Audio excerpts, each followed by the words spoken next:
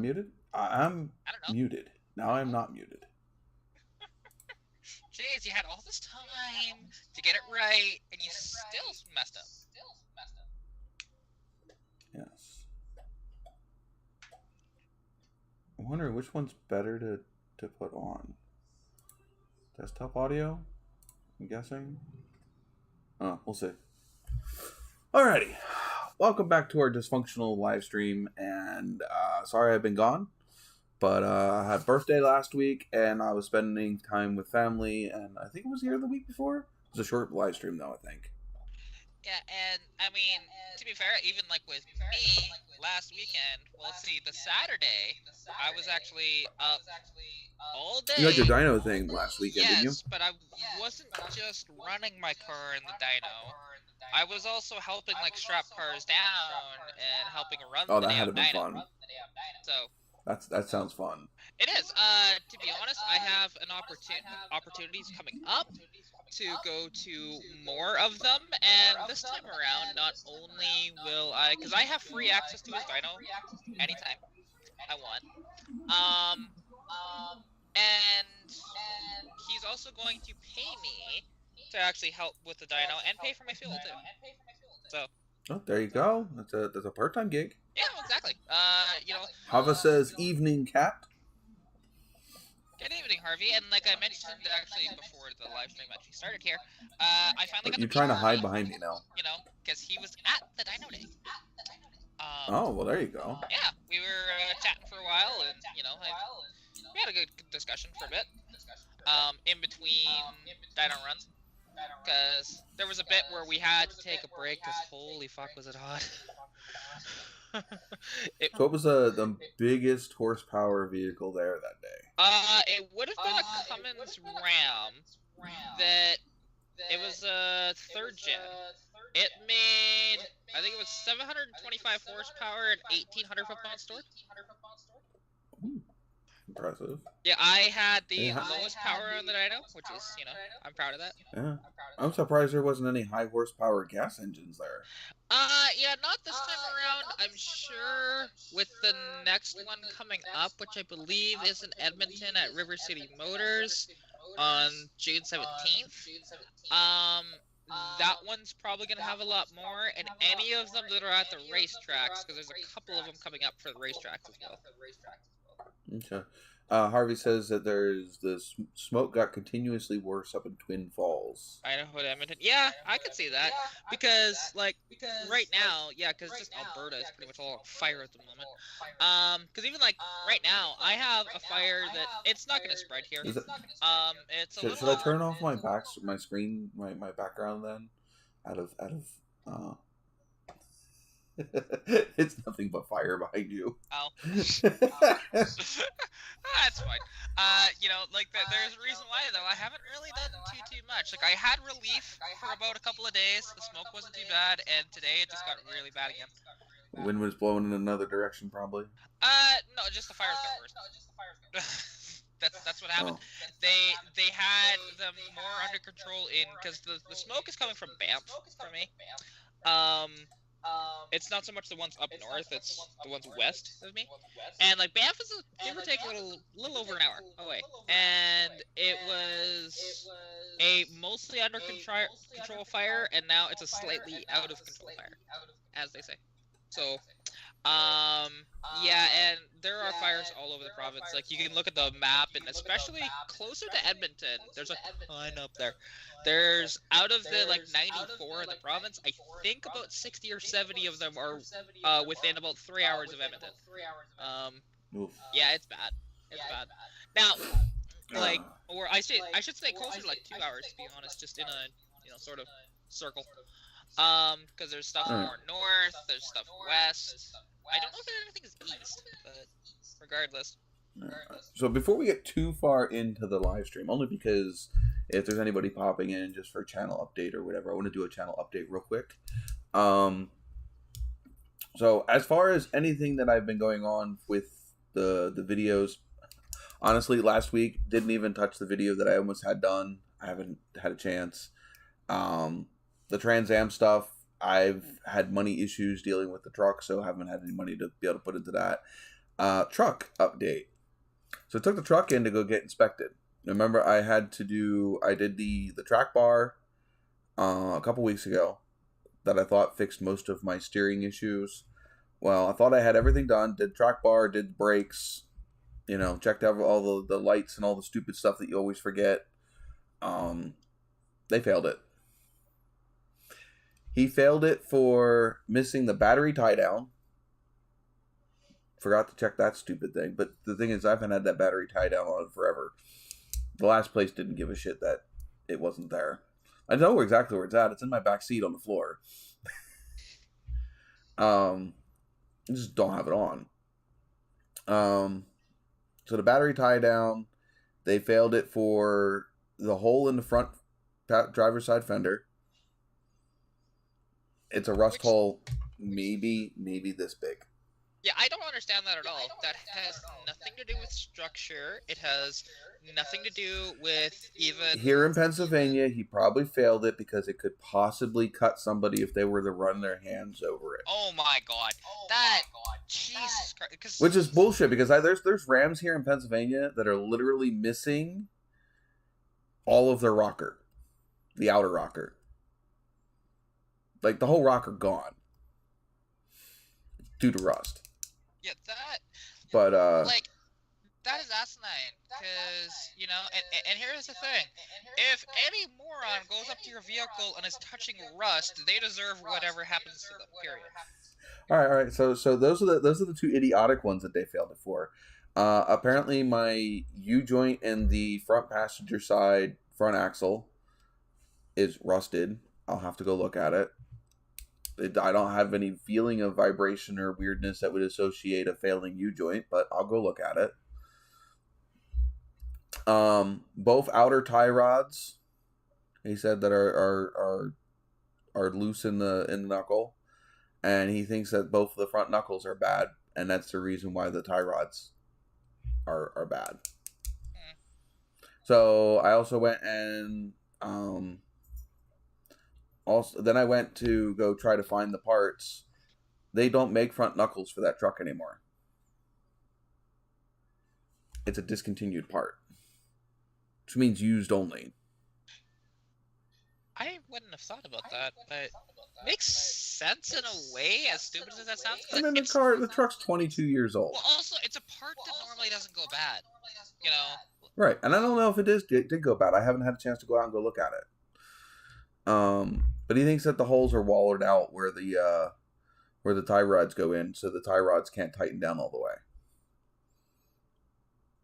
So we'll see. Yeah, I mean, it's just you just gotta look at it and see for sure. Because sometimes there are shops out there that just think that nobody knows anything on their vehicle. And this is the same shop that inspected the gray Kia before, that charged me how much for the front headlight that was working before I took it there. Yeah, I have a feeling it just and replaced it without. It might just be one of those shops. There's shops here in town that are just like that, which I don't understand. Okay, in a small town, how you can be like that. Period. Because you're not in a big city either. Right. So that's the it is what it is. I'll take it to another shop. So I drove it home, which it's only like maybe 4 or 5 miles away, and it's straight through town. So I'm not hitting any roads that are over like 35, 40 miles an hour. It's all slow roads. Parked it. This was Friday evening. I parked it. And the truck sat all weekend. Monday morning, jumped in my truck to be able to take it to work. Got just outside of town. Just past the town speed limit. Went to accelerate to get up to regular road speed. Hood flies up and smacks the windshield. Yeah, that always sucks. Takes out the grill. I saw my grill go up over the top of my truck. Took out the grill. Wiped out both hinges. Fucked the hood all up. Where the hinges are, it literally just buckled the hood. Yeah. Thankfully, it didn't fuck up the windshield.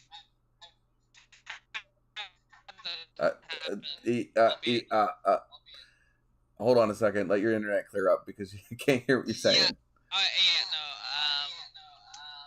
That, and especially like on that truck too, because it's such a unique color. Exactly. I'm not finding another hood that color. No, you're not. You'd have to try and paint Max. Good luck with that.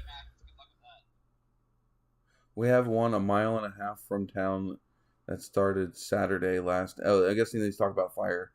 Yeah, he probably is. But yeah, I'm not gonna find another. So I called up the garage, and I told them, I'm not expecting a brand new hood and hinges. The hood and hinges weren't brand new anyway. Find me a decent hood. Means I don't want any dents. I don't want any dings. I don't want any rust spots. And decent set of hinges. And we'll call it a day. I have a grill sitting in my garage for that truck. you know, I'm not worried about it. It's just annoying. Yeah. Oh, it definitely is.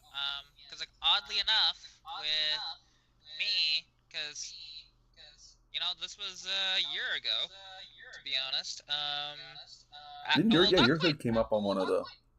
It was on the Civic.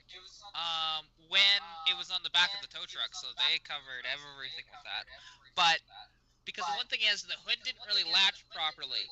The tow truck driver didn't really look at it though, because he saw, oh, it's a little loose. Well, that's not a big deal. It's going backwards. It's a rear hinging hood.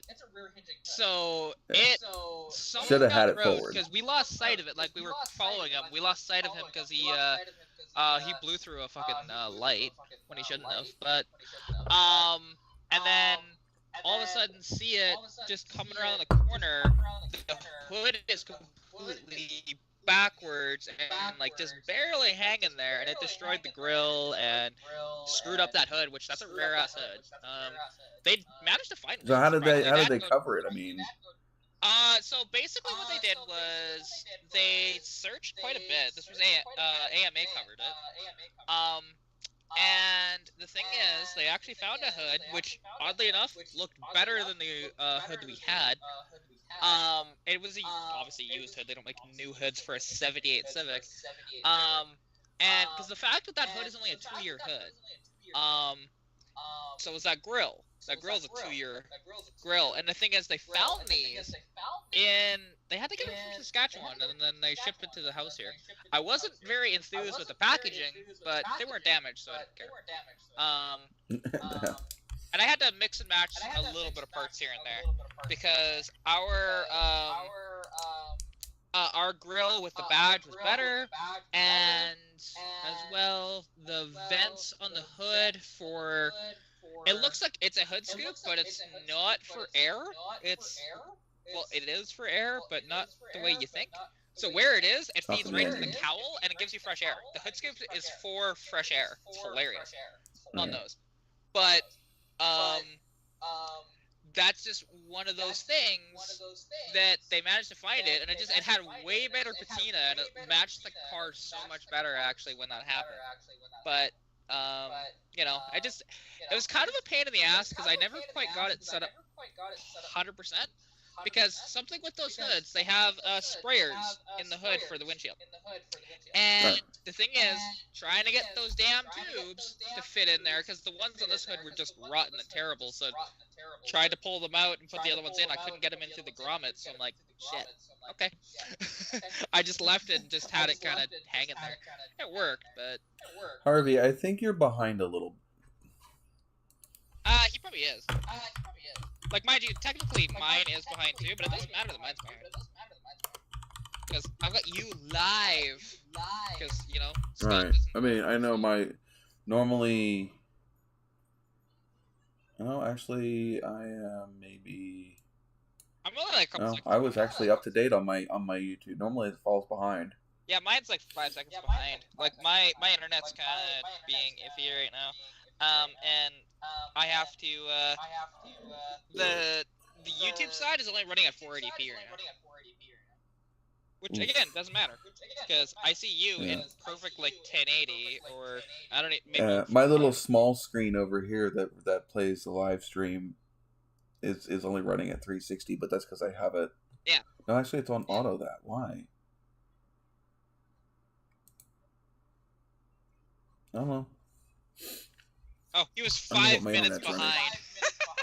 Oof. Ouch. That'll do it. I mean, the one thing is, because where he is as well, he won't have the best internet either. He'll just have to keep an eye on that every once in a while and check to see if it's lagged behind at all. I have to do that when I'm watching live streams, to be honest. Not all the time, but sometimes I do. And it's just one of those things. But actually something. So from last weekend, I will say the coolest vehicle was right on the dyno, because it wasn't any of the Fox bodies, because there was a few. All of them were either Harvey's? mine or Keith's, because he brought 3. But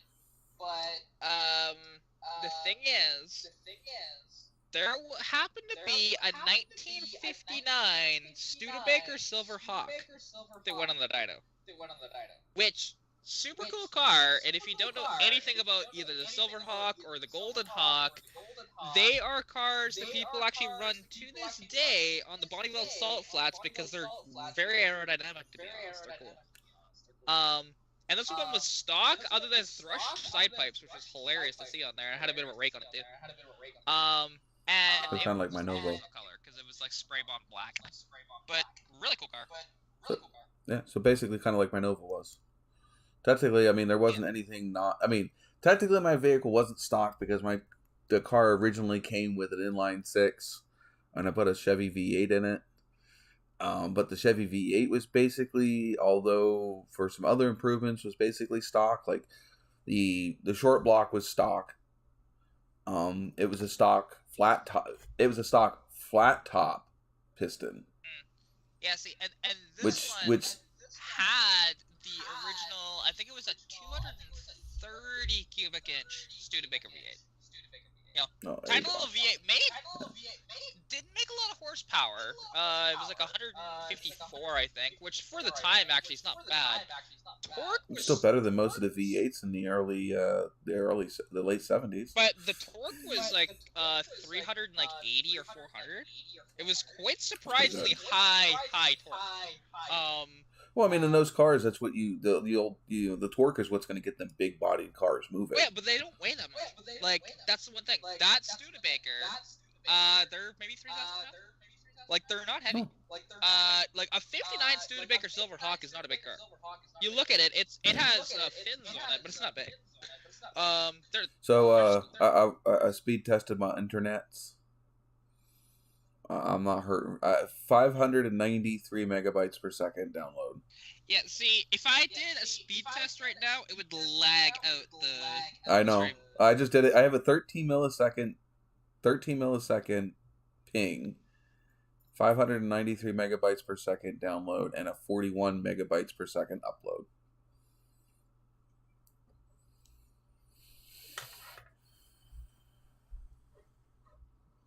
So yeah. So we had had some frame drops though. Yeah.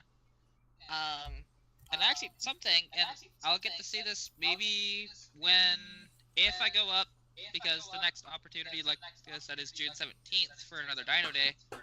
My buddy Keith actually bought back his, where is it? I think 64, 63 AMC Rambler. Those are cool. I like Ramblers. It is a very, very nice car. I've never physically seen it, because by the time I was actually, staying at his house, it was already gone. But why are we coming up here? It's fully original. It has the original inline 6 in it, and it's a 2-door. It's a white on blue two-tone, and it's got a 3 on the tree, too. So, it's a vehicle that I do want to actually see and drive, to be honest. It'd be so cool. Because I've never driven 3 on the tree. I know it's not that hard. It's the same thing, it's just on the tree. And you can't bang shift with a tree because you will bind up the linkage if you try. But, yeah. Or at least you can.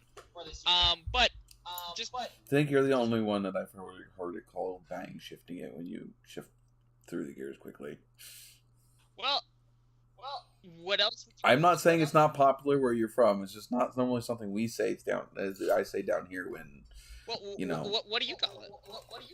I don't know. I don't know if we ever really even think about it like that. Because now, and it's interesting because, like, the terms... Speed shifting? Well, because, like, the terms, usually it's, like, bang shift, and then there's power shifting, which... Power shifting is you don't freaking lift. But, like, you just keep on the gas, and you will bang shift as well, but you don't lift off the gas, which that's how you blow up, like, motors and transmissions and stuff like that. I don't think we even really call it... I don't remember anybody ever, like, just... I don't know, just shifting. I mean, you're just shifting through the gears quickly, so speed shifting, I guess, would be probably the term that we would use. Fair enough. I mean, it's just one of those things, because I've seen it called bang shifting all the time, and I even call it bang shifting in my videos when I Yeah. do Oh that. no, and I'm not sitting here knocking how you say it or anything. It's just it's weird hearing it that way.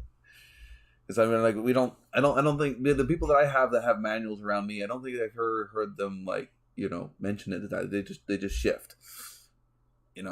Like whether they're shifting hard or smoothly or whatever is whatever, but don't really like draw attention to shifting through the gears quickly. Oh, did we lose Harvey, or is Harvey just now being quiet? Because it's hard to say.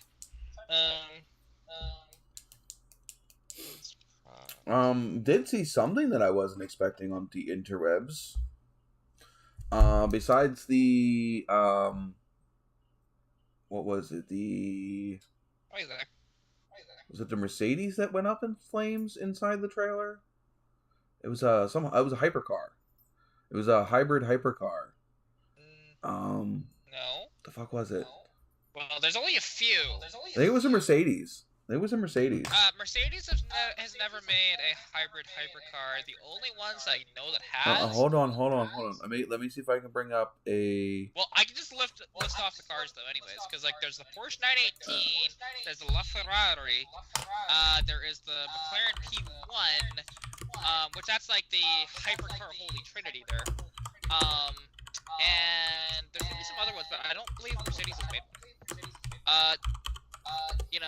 BMW, that's not even a supercar, it's just a sports car, the i8. But that one's weird though, because it's got like a 3-cylinder turbo that's with an electric motor on it. But cool looking, but they're weird. Because why is it a 3-banger? I don't know. But mind you, freaking Koenigsegg makes a 3-cylinder car that makes 600 horsepower, so there's that.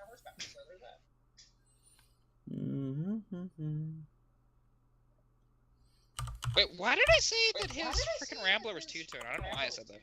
It's not. Just found the pictures of it. Yeah, Mercedes. Mercedes what? It was 2 days ago. I have pictures of it. It was a Mercedes car with the same engine of Lewis Hamilton's F1 car. Burn out after catching fire on the M6 in Staffordshire. Staffordshire, yeah. So that's in England. Mercedes AMG 1. Oh, those? I forgot about that. Okay. Yeah, those are too. Alright. Yeah, the AMG. Yep, went up in smoke inside the transport. Something about the hybrid side of the engine spontaneously combusted while it was off and being transported. It caught fire inside the trailer. Yeah, that'll happen, sadly. It's just one of those deals. There's a reason why a lot of the tracks now, and this is a thing that's been happening this year especially, they're not allowing EVs on the track because they don't have the equipment to put them out. Right. And they will melt right through the macadam and everything. Well, see, and that's something, and I do want to talk to John about that, because he does want an EV to run on his dyno, but there's such a sketchy thing with running EVs at the moment, so... And he can't actually get insurance on his dyno either, so there's that. If it burns, it's done. Now, he's got money, and this is just for him to play with, but, brand new dyno is not exactly cheap, so... Why did it log me out of Facebook? But actually, so something, I don't know why I said my buddy's Rambler was a two-tone. It's not. Alright. Well, here. Down. Go down a little bit. Oh, it's nice. It's mint. We had one of those in my shop when I was in school. There you go. There's the ass-end picture. Those are the only two pictures I have of it. But it's such a... I'm sharing the link to that thing in the live stream chat. Sure. I'll actually share it in this one too.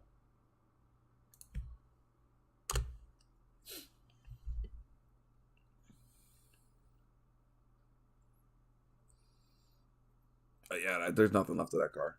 No. that's the unfortunate part. EVs or even the hybrids, right? Because even if you 2.2 million pounds. Yeah. Oh yeah, it's expensive. Well, I don't even know how much that is in US. That's gonna be close to like 3 mil, give or take. It's the conversion's usually about 1.6, 1.8. So.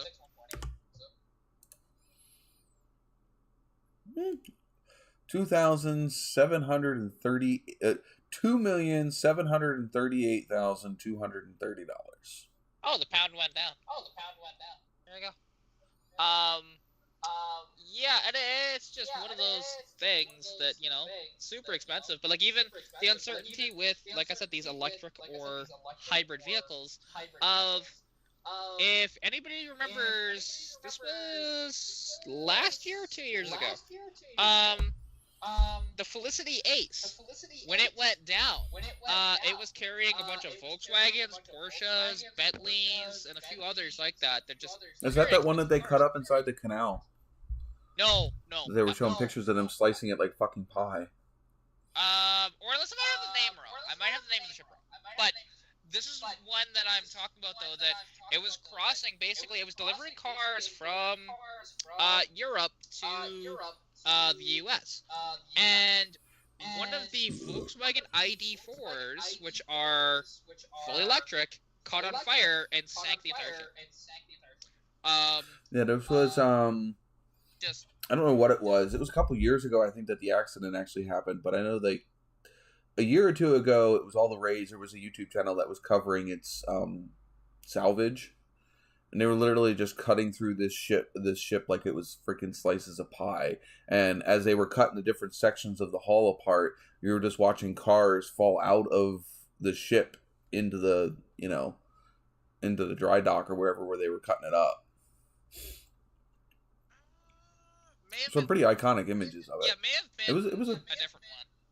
Because it might have been a different one. Because there was a bunch of SUVs and stuff in there. Yeah, no, this is something they I don't know if they pulled it up or if it was still on the surface, but it was, everything inside it was crispy. Unless maybe they did do a bit of a salvage operation with I don't know. Because usually they don't even bother. It's at the bottom of the ocean. It's just whatever. Leave it that way. But yeah. And I think it was called the Felicity Ace. I think. Because unless if that was the one that got stuck in the freaking Panama Canal there. Cargo ship full of luxury cars caught fire in the Atlantic. Yeah, that's the one I was thinking of. But what was the ship name? I didn't click on the link. Oh, okay. I mean, I can just look it up too.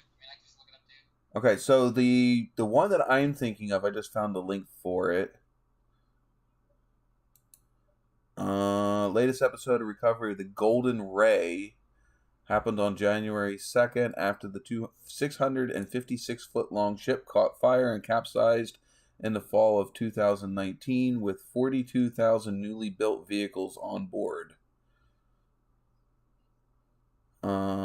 Salvage started in November of 2020.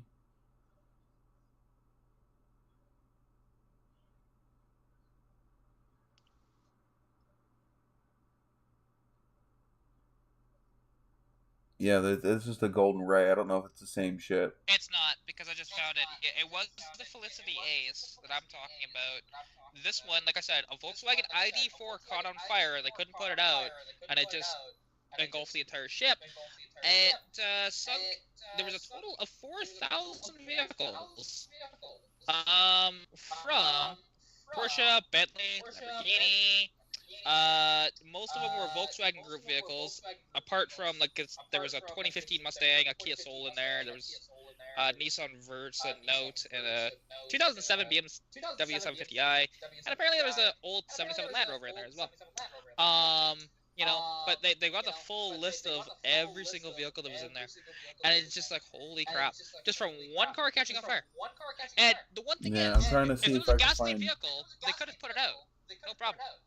And this is something that I do wonder if, because more and more of this keeps happening, if they start stopping this EV rollout the way that they are. Yeah, I don't know. I've wondered that.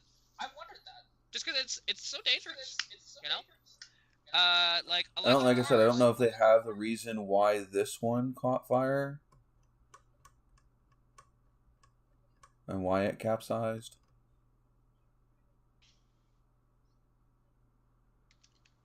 And you know what's funny about the Felicity Ace? The Felicity Ace, so this was in 2022, so last year, and it went down, like it was commissioned in 2005, so it wasn't actually... It wasn't even on, it wasn't even... At that point, it's like barely broken in, you know? Right, it wasn't even on the sea long enough to freaking make its money back. Alright, so Golden Ray. What caused the Golden Ray to catch fire?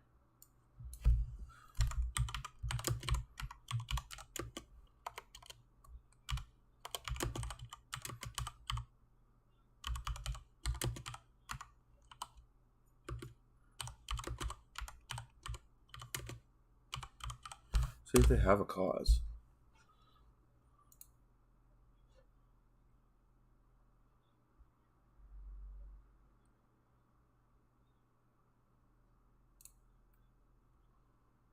Oh, there you go. So the Felicity Ace was carrying 189 Bentleys and 85 Lamborghinis. Oof. Yeah, estimations of about $400 million that was lost. Like, that's just brutal. And it would suck, like, because for some of those people, obviously, like, there was a 77 Land Rover in there. So obviously there was a personal vehicle that they were getting shipped on that same boat. And that's gone. It's not just a new car that, you know, oh, well, it's a new car, oh well. Well, apparently it caught fire a couple times while it was being, tested? Made? being ready to be dismembered as well.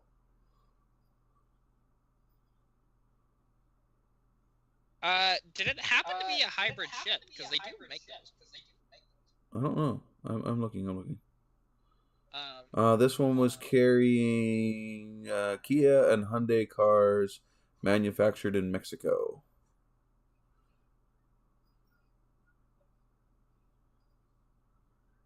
Also carrying some Chevrolet, GMC, Mercedes-Benz, Rams.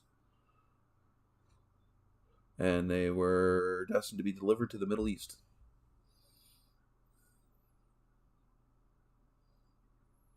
Just sad to hear that. Oh, hey, yeah, Ram, made in Mexico. Sad.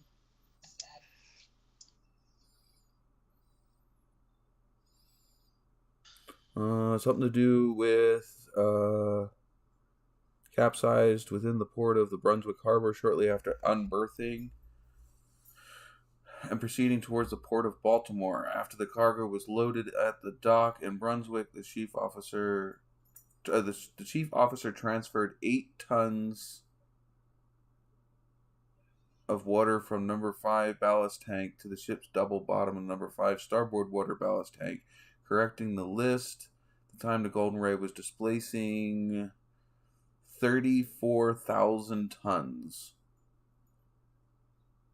The ship departed the dock at approximately blah blah blah. Get to the part where it actually... I don't care about all the stuff that happened before it. Pilot noted the vessel felt directionally unstable.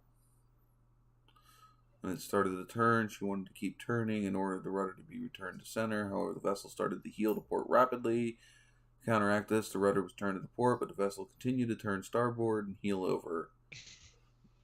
What? Shane, I just shared it to you. You go, yes, I'm here. What?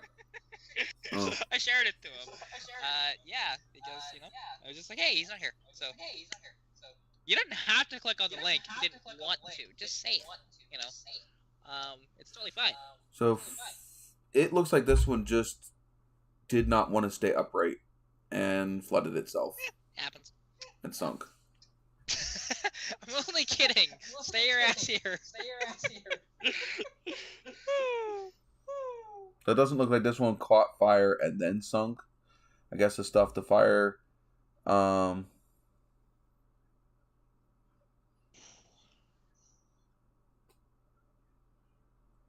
Yeah, it looks like it caught fire after it had capsized.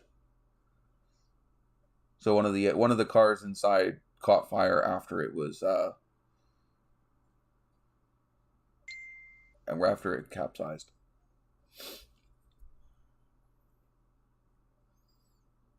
Yeah, that's fair. And actually, because I was talking with a friend of mine for a bit the other night. So I was gonna potentially build one myself, but it probably would be ugly and not look good at all. So a friend of mine down in Oregon, actually, it's my buddy Brian. He's been in the chat before, and might actually be building me a header, but with a twist, because it's going to be a turbo header as well for my 81 Mustang. So we're back on the turbo thing. Yeah, so Turbski. Which I have a little turbo. IHI ES12, 46 millimeter big boy. Yeah. Should I turbo the Trans Am? You don't need to. It's got makes enough power. No, I'm not going to. Yeah, I'm not going to. It already makes enough power. You don't need to do that. Well, it's not. That doesn't make a shit ton of horsepower. It makes a good bit of torque. Yeah, I mean, it makes a good enough amount of power for it to move that heavy pig. So it makes enough to have it fun on the street. That's all I need that car for, anyway. Exactly. And I mean, and also with your whole, whenever you get the ejection system working and everything like that, like it'll just be like instant throttle response. We'll see. I'm still curious as to how that's all going to play out. But I have to actually get on to finishing the wiring system before I can do that. Well, see, like, people are so surprised that, like, with my carburetor, that I have it to where basically it's like, it's instant. And it's like, well, if you have your carburetor set up the proper way, it can do that. It just, fuel injection will do that all the time. Pontiac already tried that. Come on. I think I would be sticking a little bit more boost at that engine, but the problem is I don't think that engine can handle it. What, your 455? I don't know. It's a 400? Right, 400. It's a 76 block. It has a notoriously weak bottom end. Let's find out. 1976 Pontiac 400.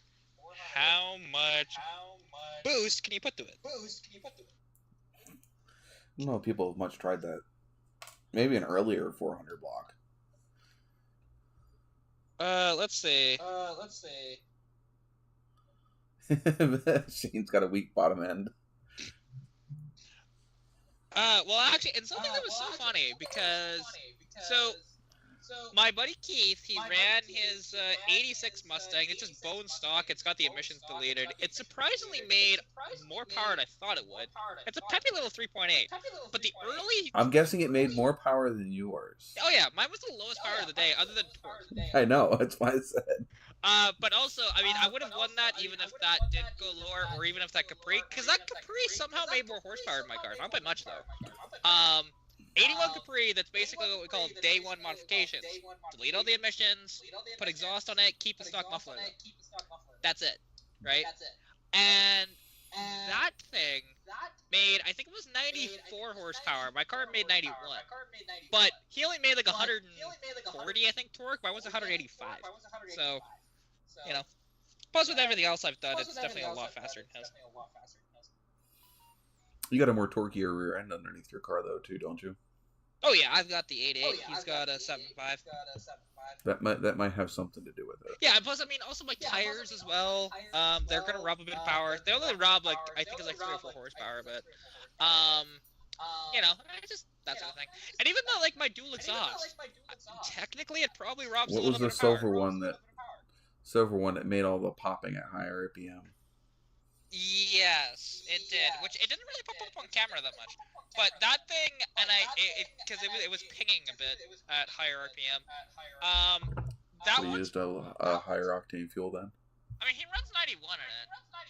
But he doesn't have um, he doesn't have the timing that high either.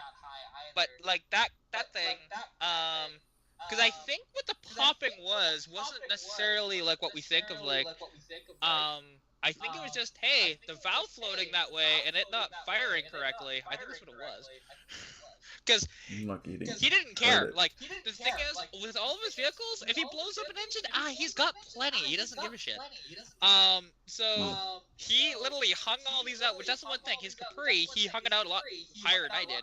I backed off of mine at, I think it was about 4,800 RPM.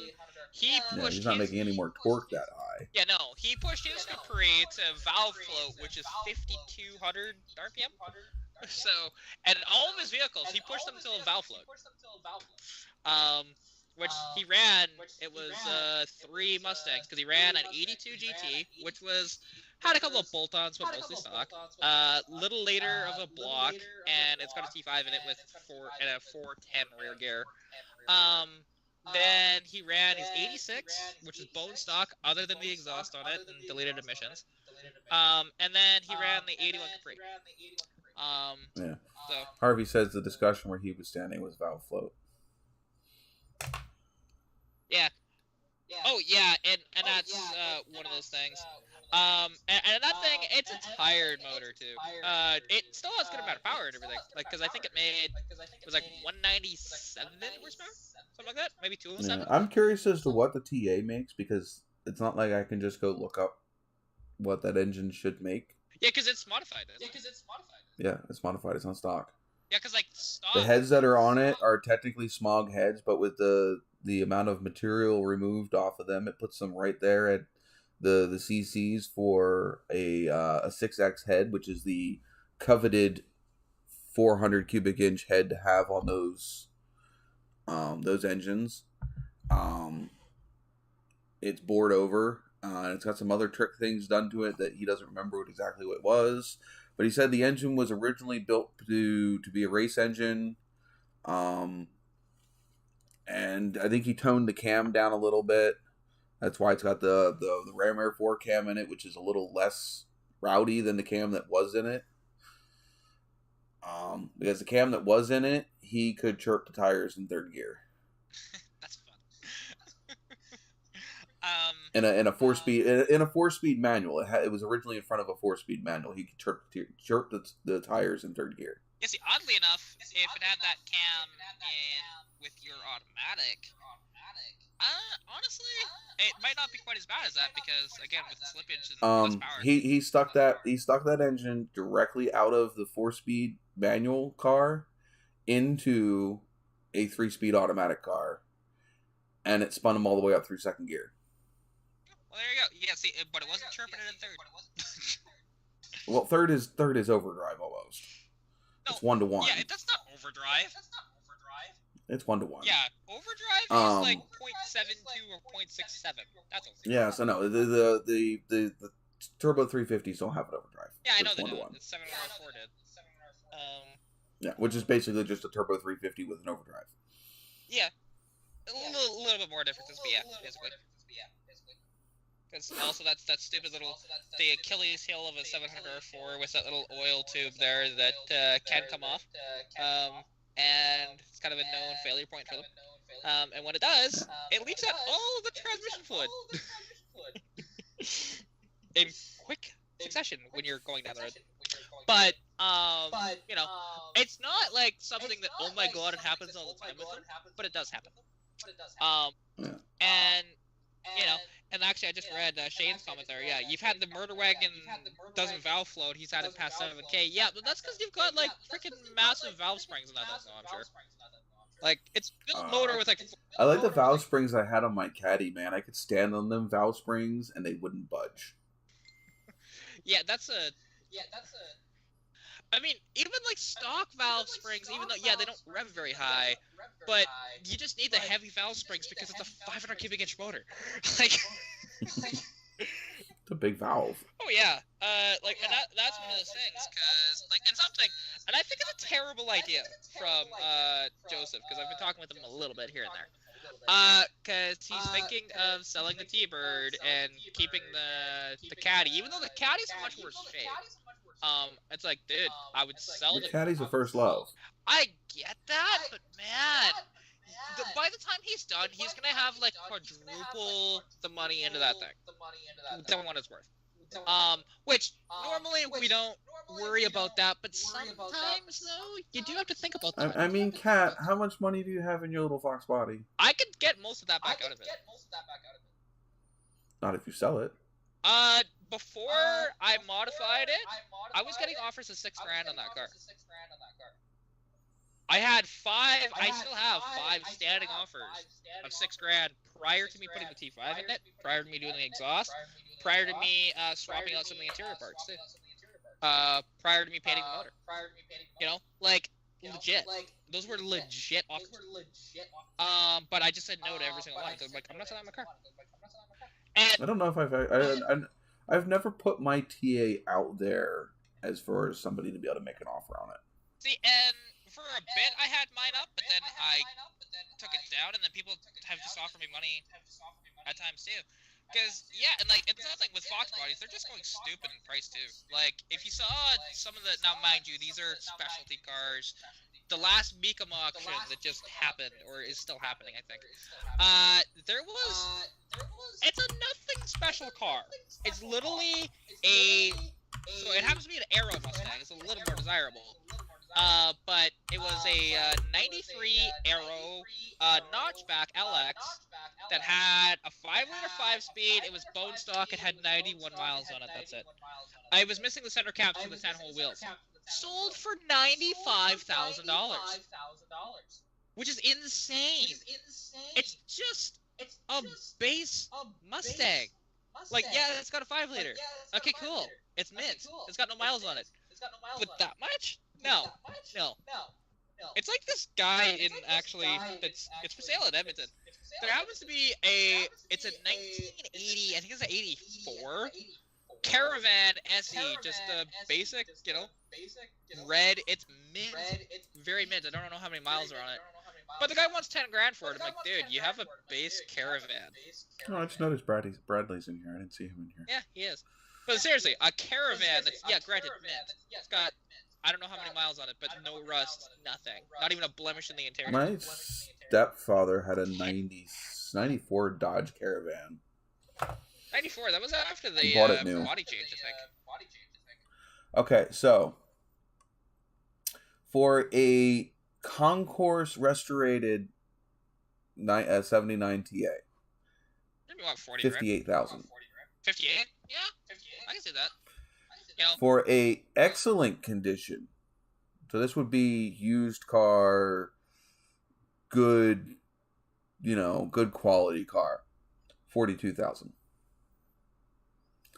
For a good car, I would consider this your daily, your driver, local car show quality car, 22,000.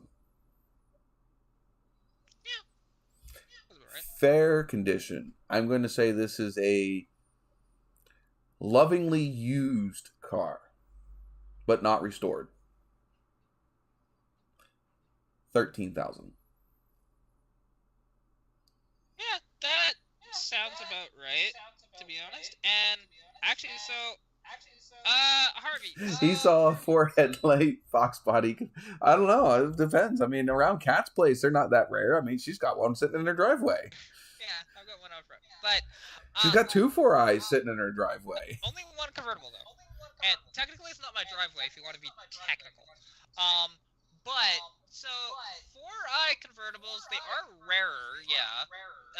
Convertibles, even though they don't have the value as, say, a notchback or a hatchback does, but the convertibles are definitely a lot rarer. 4-eye convertibles, interestingly, were only made from 1983 to 1986. They didn't start until 83, so they are a little rarer, just because of that as well. But depending on options and stuff like that, they can be worth a little bit, but typically not. Like my car, I could get probably around $5,000 or so for it. And mine's not perfectly mint. It's in really good shape overall, but like the interior's What faded. year is your card again? 86. 84? 86.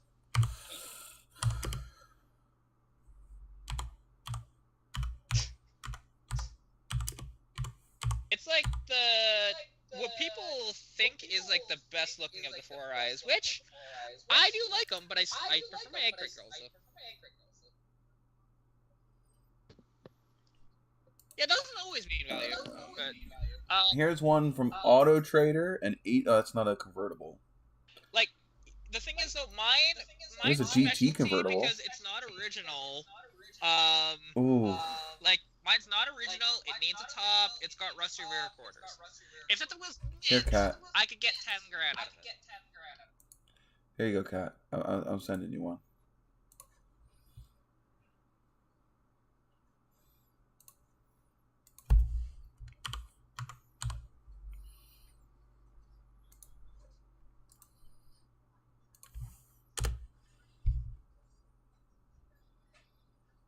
This is a GT. Okay, 80, 60. Oh, Shane is a rare and also a trash panda. Isn't that one pretty? You there? The only thing that I don't like is an 86 with an arrow front end on it. Why? I hate when they do that. Why? Got the cheese graters. It's got knockoff wheels on it. Like, they're not real. Those are the SVT look-alike wheels. Got Chick-fil-A intake on it. I know it doesn't mention anything about having the front nose changed. I know you know that it's changed, but yeah, 86 is a 4-eye. That's not. That's the arrow. It's also got an arrow dash too. So they changed that. Maybe it's not an 80. Is 87 the year that they changed, or? Yeah, it is 87. It's not uncommon for people to do this though. I say maybe it's an early 87 car. I mean, people do this all the time. It's not that hard to do. The dash is a little harder because it's a lot more bolts to take apart for the dash, but literally it's a bolt-on. Just like the front end is bolt-on as long as you have the hood. And even then, an 86 hood is the same as a freaking 93 hood, so it doesn't matter. You know? And that happens to be a custom hood. So. But yeah, no, that's probably is an 86. It just happens to have like cheese grater taillights as well, which are 87 to 89, I believe, GT. But again, it's not hard to do that. It's literally just take bolts out, put bolts out. Right. It's not hard to do. It's just, it drives me nuts though that people will do that, because like the 86 looks so good, so good. You know, I love the front end. I love the taillights more than cheese graters. The interior, I think the dash looks better too on the earlier ones. And you know, I'm sure somebody would bitch if I swapped out the nose on my TA for an earlier nose. I will say though, the earlier noses do look better though, but on those TAs, for sure. Like I think the thing is with my car, I'm in love with the back end of my car. Yeah, which is what most people should see on that car anyway.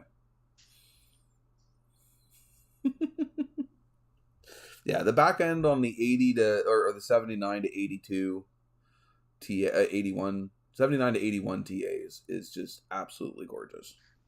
Oh yeah, and like the only thing I didn't like is when they put the bird on the gas cap door. I don't like that. Like for me, because my like personal favorites for the Trans Am, excluding a 69 because that's a 1 year only, is like the 374 is my favorite.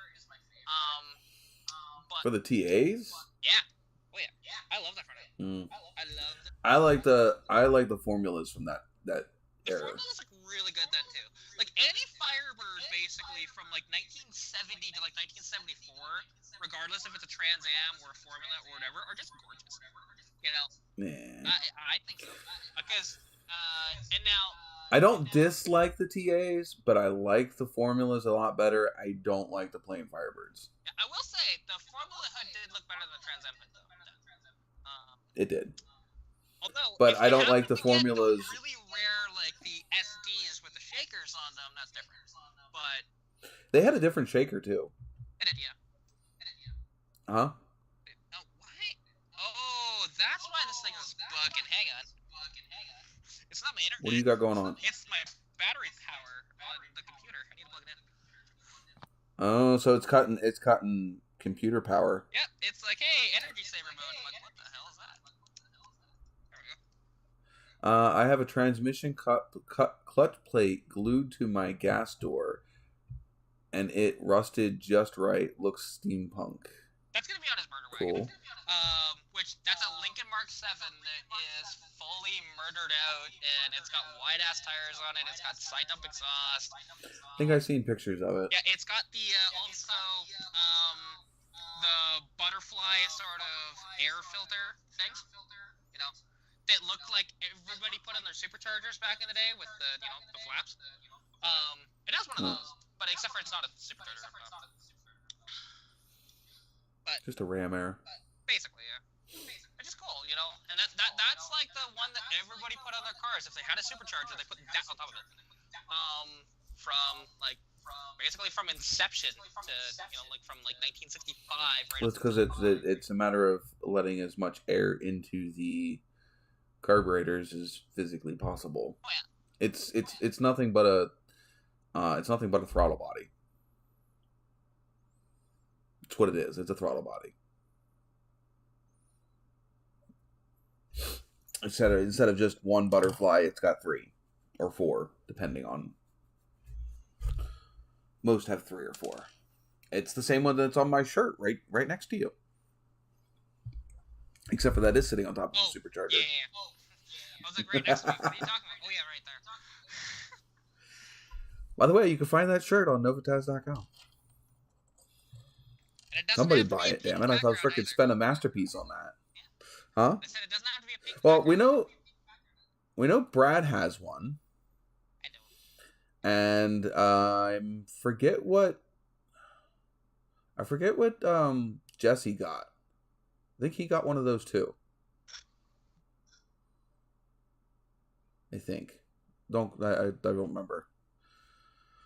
I have yet to buy one of those, and I want to so badly.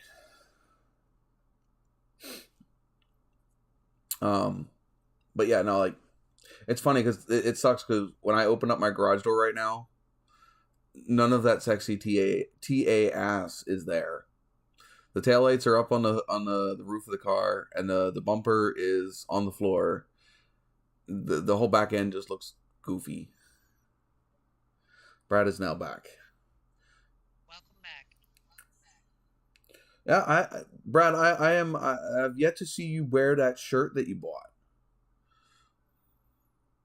Actually, he didn't buy it. I guess technically he bought it, and I reimbursed him for it because it was the Winnie thing from last year. The only 2 people that took me up on that was Jesse and Brad. Well, see, I would have, but it would have cost me money in the end because I told you about that. Like now, and because the thing you could just do as well is I could use a different paying service, but. Or you could literally just do the order yourself and put a different address on it. I could. You could just do that. Easier. Maybe. So, it's one of those things. And hey, Shane, I'm a big nerd, You see me a lot of times wearing a Pikachu hat. I just don't right now because headset it looks somebody has gotten me hooked on that stupid Pikachu Go. Pokemon Go. I love Pokemon Go. And I'm mad at you. You have not been sending me gifts back. I've been waiting. You have not. Sorry, I can do that. Hang on. I'm opening up right now. I do that every day. I have a couple people on there now. I think I have like up to 7 friends on there. Yeah, see, I have like 104. My biggest thing is needing the stupid balls. I run out of balls. Womp. But yeah, no, I've got. You want to hear this? I'm already a level 23 or 24. See, and for reference, you say, "Hey, you need Pokeballs."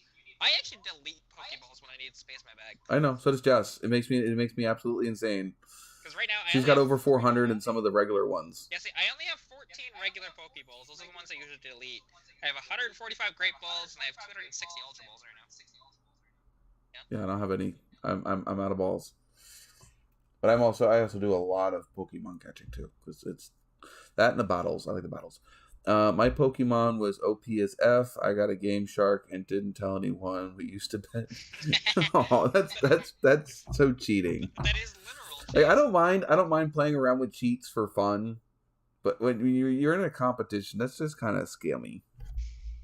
Yeah, that is. I mean, and technically you could do that without a Game Shark, but Game Shark just makes it easier than EV trading the crap out of your Pokemon. So.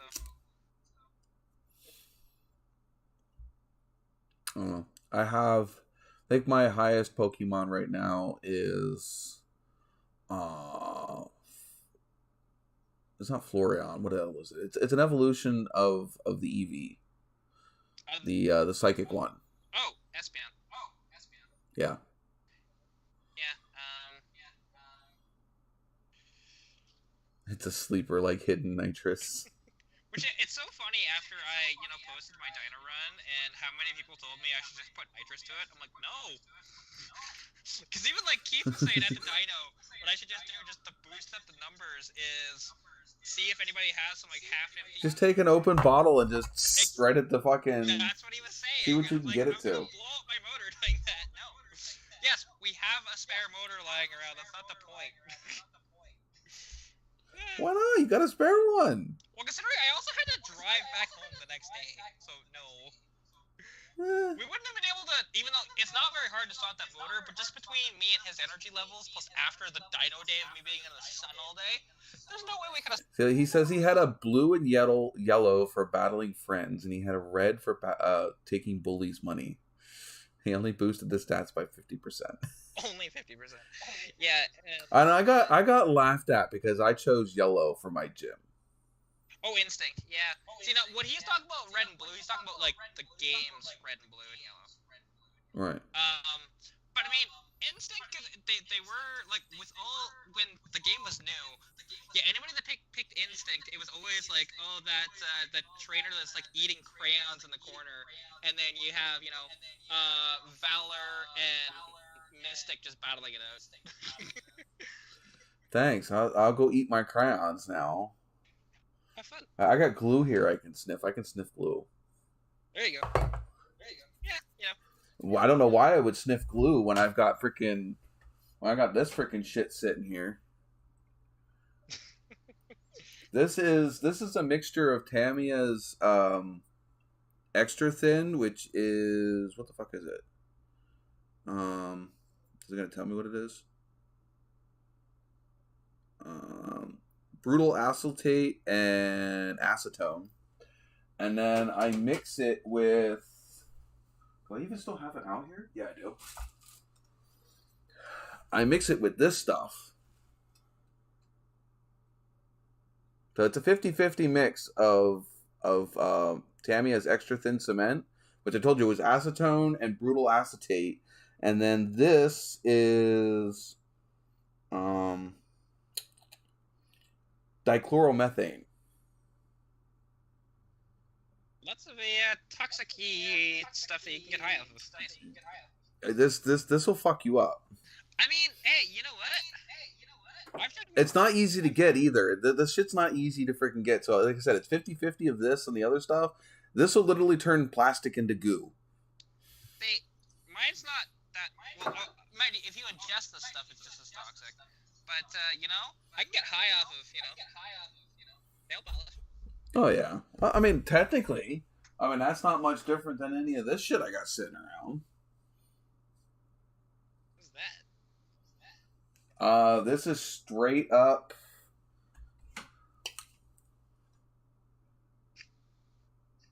It literally it's enamel paint decant it out of this can and put into a little glass jar. So I take a like a little bendy straw and I put it on the nozzle and I spray it into a cup, and then I let all the gases that are in the accelerator, not the accelerator, the propellant. I let all the propellant gas off, and then I bottle it, so I can spray it in my airbrush. This is actually chrome that's separated, so all the chrome is sitting on the bottom of the jar. Nice. But if I give it a quick shake, Nice. It's all chrome. But yeah, I have black, red, chrome, and that mix of orange. This isn't actually this isn't spray paint. This is actually just acrylic. I custom mixed it for that orange that's on my truck. This orange. That's the orange that's in the seats. Cool. I gotta finish that. I have not done anything to it in weeks. Apparently Harvey's on a losing streak. Oh, he's still in second. I was gonna say, I don't think I'm gonna catch him, so that's fine. You know, considering I didn't win, last year, so handedly. Blastoise, I use hydro pump. Blows a hole in the classroom wall. Oh, Shane must be serious today. He didn't know how to... Okay. I'm guessing that's Pokemon terms there. Yeah. I have to go grab another drink. I am thirsty, and I have an empty cup. Gen 1, and Hydro Pump was its signature move. Yeah, that's sad that you don't know that. I don't know that much about Pokemon. You I'm not a Pokemon nerd. Chlorine gas is my favorite. That's terrible. Last day of the festival here in Rochester. Tomorrow, tear down and haul home Monday morning.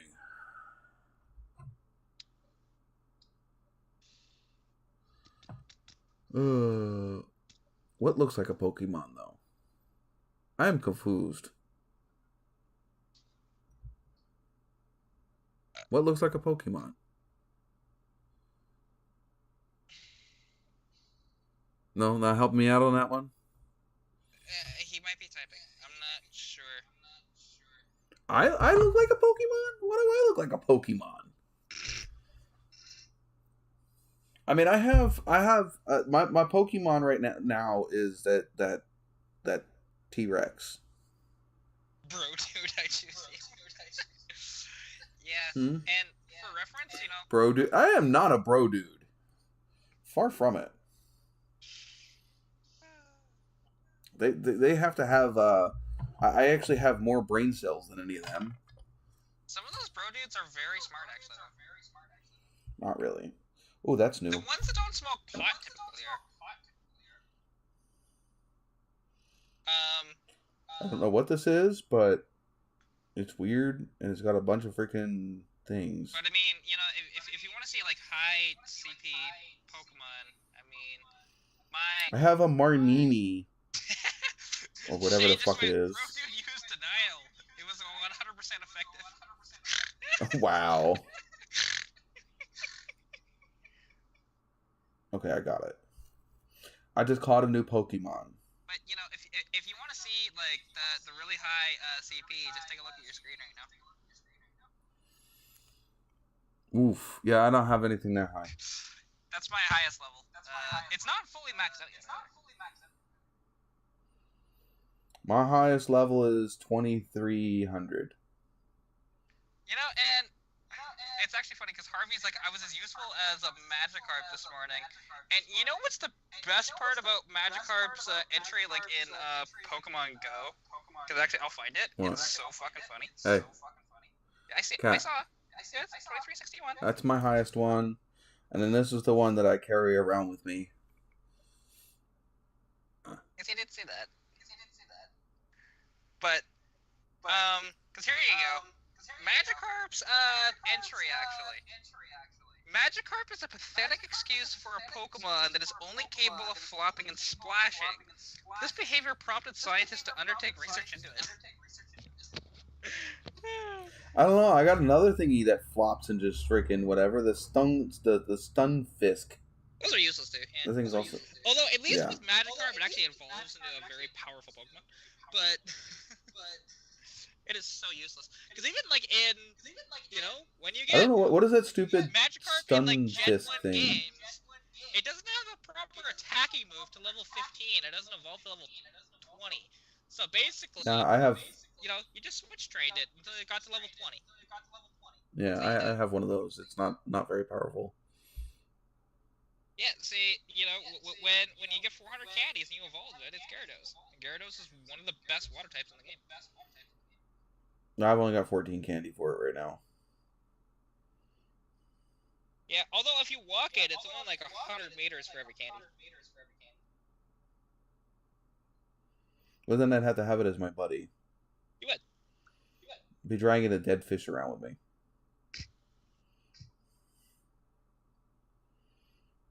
I like my T-Rex. Ever read how high Magikarp can jump? It came back down and hit you. You were a goner. What are you boosting? Yeah, no, I think he was just trying to call me a cheater. I'm like, no. Because you've probably had that thing forever. I mean, I'm also level 41 in game. It's I am over what I am currently actually I lie. I'm a level 23. Yeah, so, for me to get to the level, because there's only 45 levels total. There used to be only 40 levels. So how much XP I need for the next level? Because I'm at 2.7 million XP on this level, and I need 7.5. Takes a long time. That took me like months. Yeah, Brad says it rained all day. We need rain. God, I wish. Can we get rain here so they can clear out some of the smoke and clear out some of the wildfires? Would be great. I want to watch that new what was it? Is it AD? The not Jurassic Park dinosaur movie. I don't know. I think it's called AD. Haven't even heard of it. People crash land on a Earth type planet. Oh wait, is that the one with Adam Driver? I don't know who I don't know actors, so you can tell me all you want. I have no idea. Adam Driver was Kylo Ren. I don't know. It's a a guy and a girl. Freaking Star Wars either? Jesus, what are you doing with your life?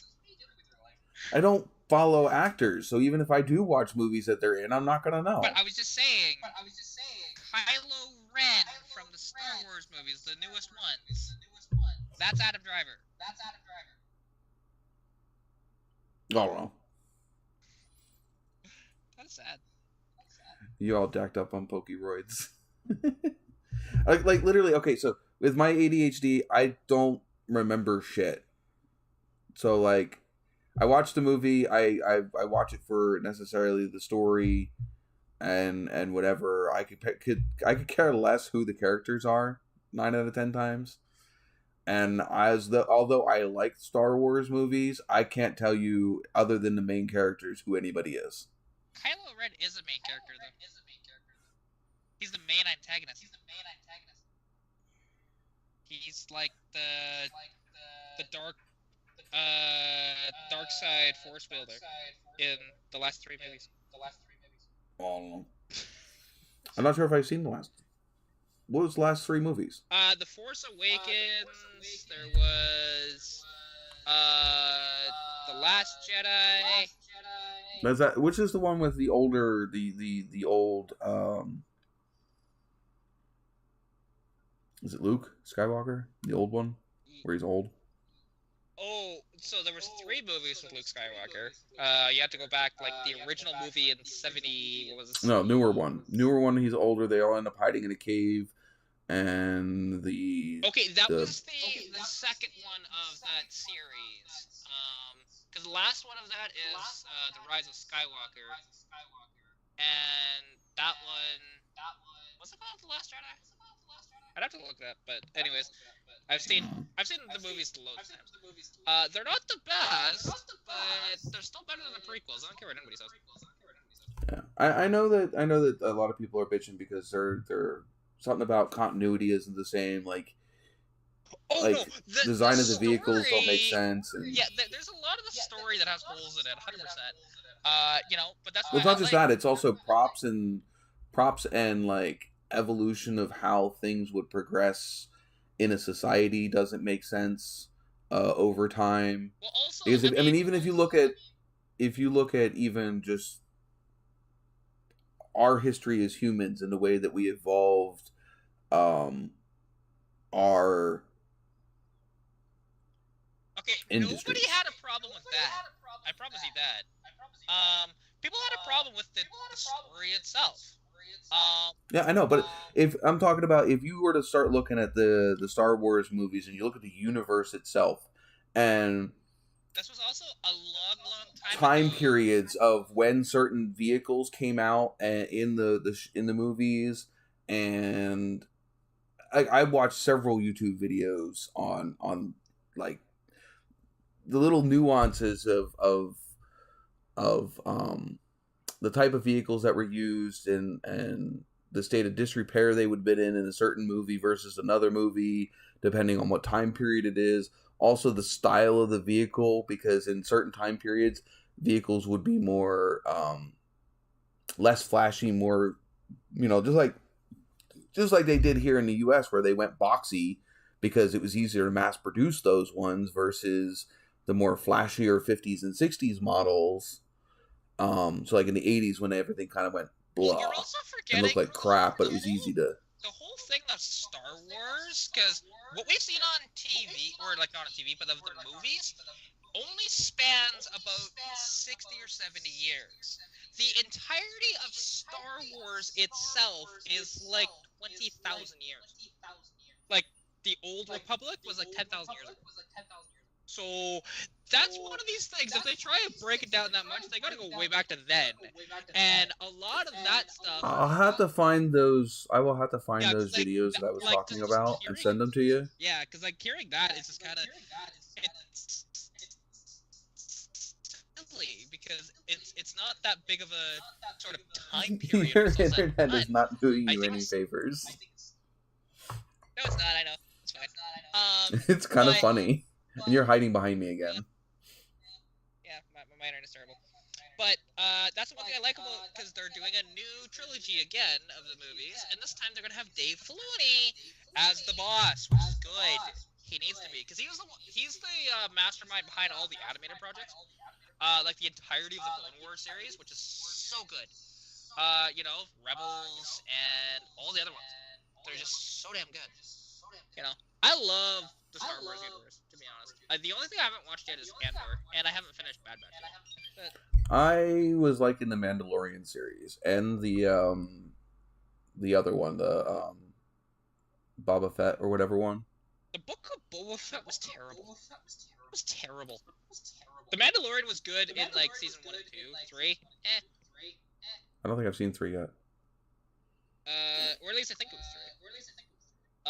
I've seen the whatever came out up until a couple months ago.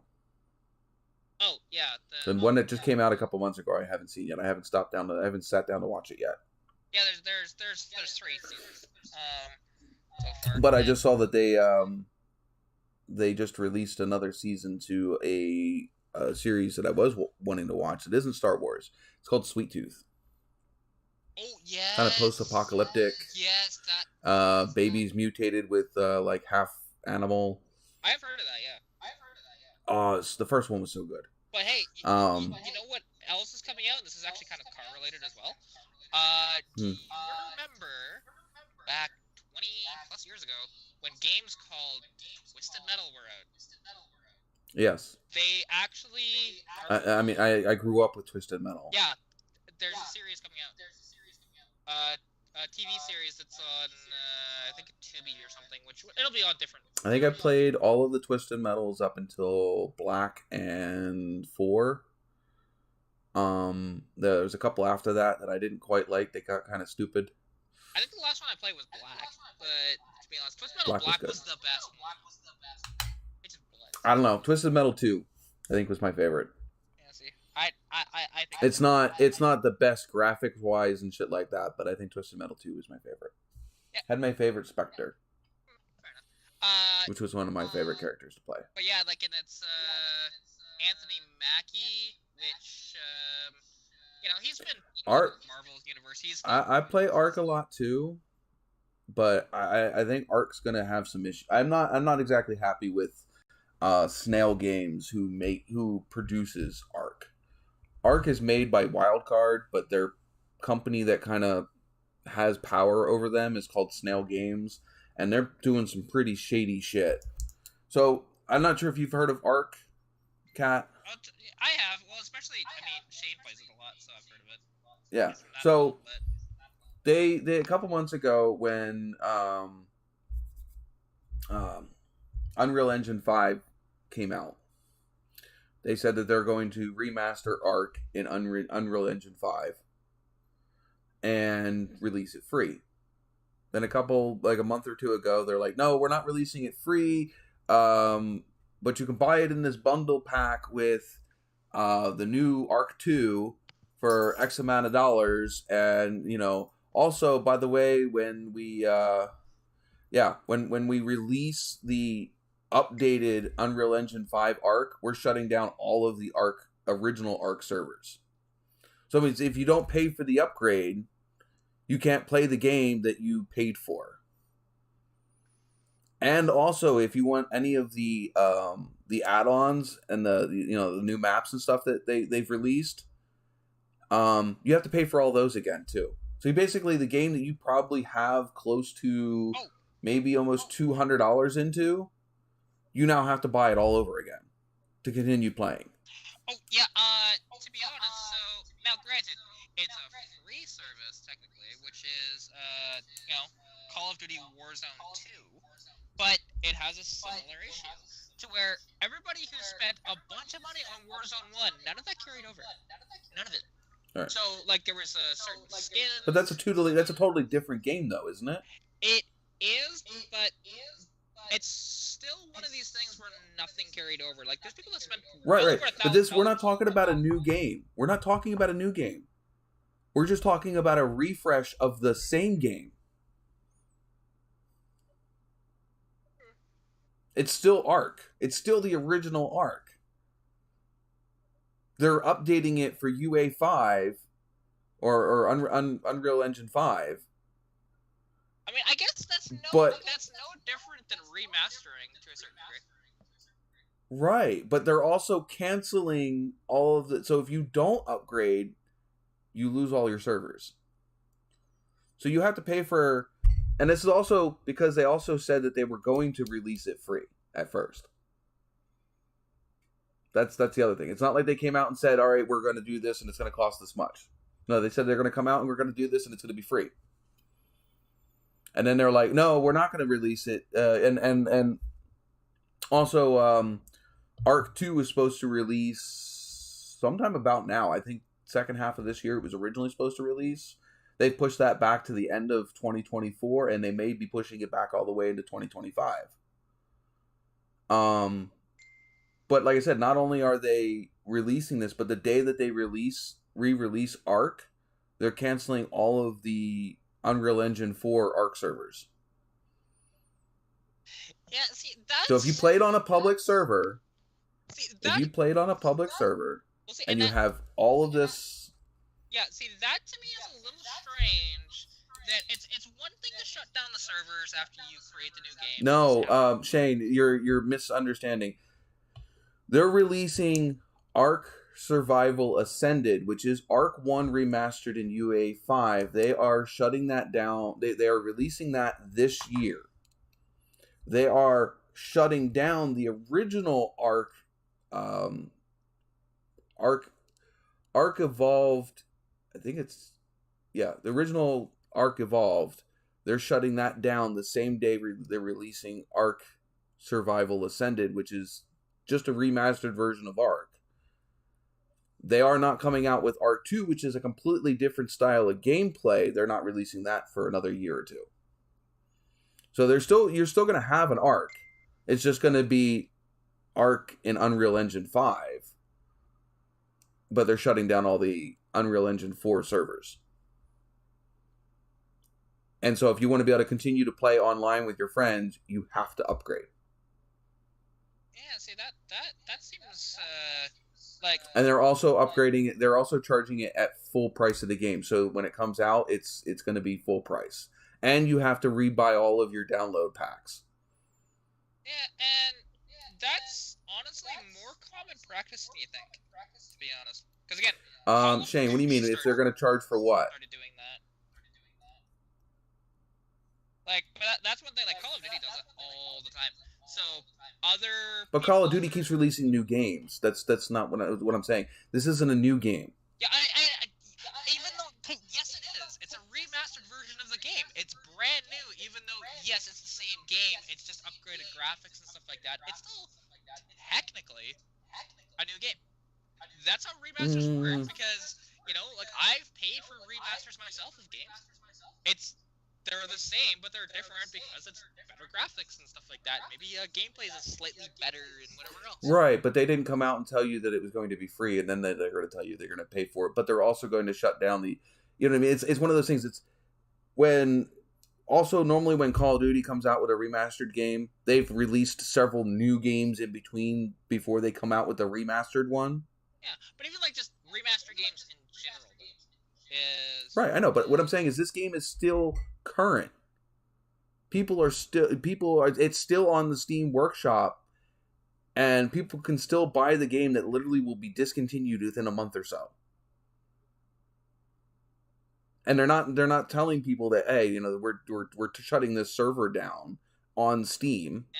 See, and like if you go look on Steam, there you can still buy the original Ark. Yeah, well, see, and all of its what's gonna happen, all of its DLCs. Because it's PC, it doesn't matter if the servers are up or not, because somebody's just gonna create servers for it if there's enough. Well, yes, the private servers will still be up, but if you played on a public server, yes, okay, I get it. A PvP, I get it. Okay. I get it. And Shane said, "Are they going to still charge for it?" Yeah, that's what we were complaining about. They originally said that Ark Ascended, which is Ark 1, was going to be free. Then they come out and they say that, oh, no, we're going to charge you, I think it was like $60 or $70. And you could only buy it in a bundle with Ark 2. And you still would have to buy all of the DLCs separately, again. And the DLCs weren't going to come out right away. So when you upgrade, you're still not going to have all of your DLCs that you had on the previous, Ark. And something about they are going to another company for the DLCs for like the modder community. I forget which one they were going to say they were going to. But yeah, it would have premium paid premium mods. Where everything used to be, all the mods used to be free. So yeah, they're screwing up. And they're pissed off their whole community. If you look on YouTube, you'll find I think one of the ones that I've been following the most is what is it? It's Beer Lightyear or something like that. Buzz Lightyear is the YouTuber that I've been following the most for that. Updates on that. I just found a Reddit thread on this. It was 3 days ago. So yeah, server wipes completely. Buzz Lightyear is the not Lightyear. It's not just like resetting the servers like anything you've built. It's resetting everything. Wow. Yeah. That is brutal. It's like any of your progress period is gone. Mm-hmm. Everything's gone. Jesus. Not to mention, again, like I said, so let's say you paid for Ark full price, and you've paid for all the DLCs when they came out. all full price. You're like $200 and some into this game. When they launch Ark Survival Ascended, you lose everything. Yeah, that unless you're gonna play offline. Yeah, that is quite shitty. Because and most people don't play offline. Most people play, on servers with a bunch of other people. Yeah, no, and apparently with this Ark Survival Ascended is what they're actually calling it. Yes. Apparently it's gonna be cross-platform as well.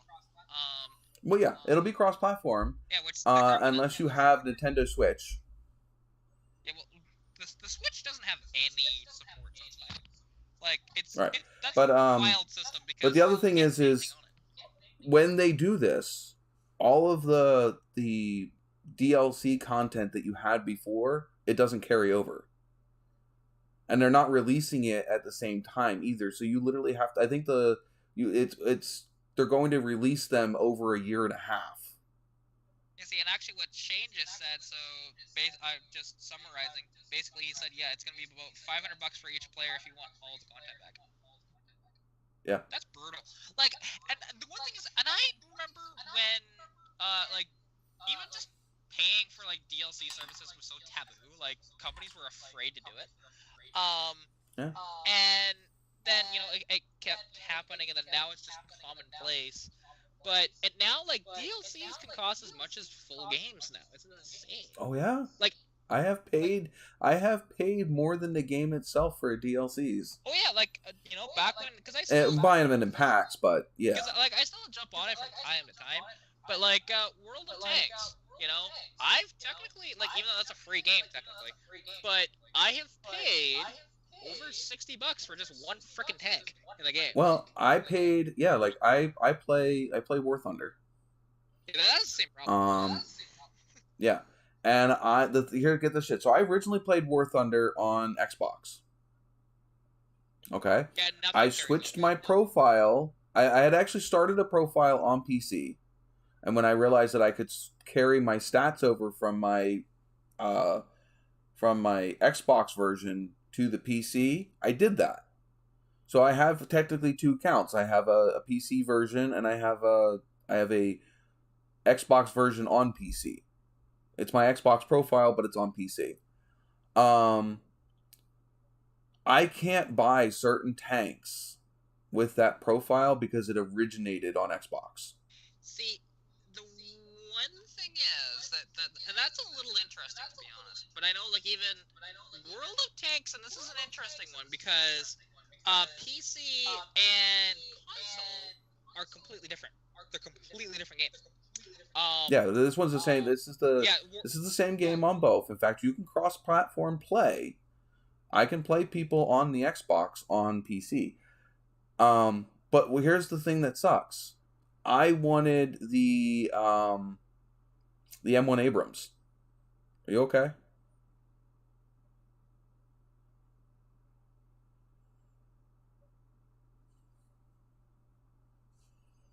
We might have lost Kat here for a second.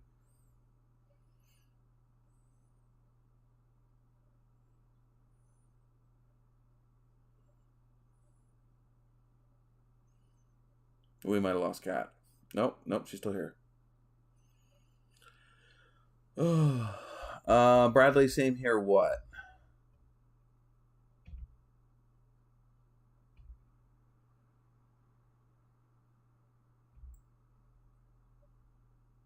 I'm Will. Same here. Hi, Grant.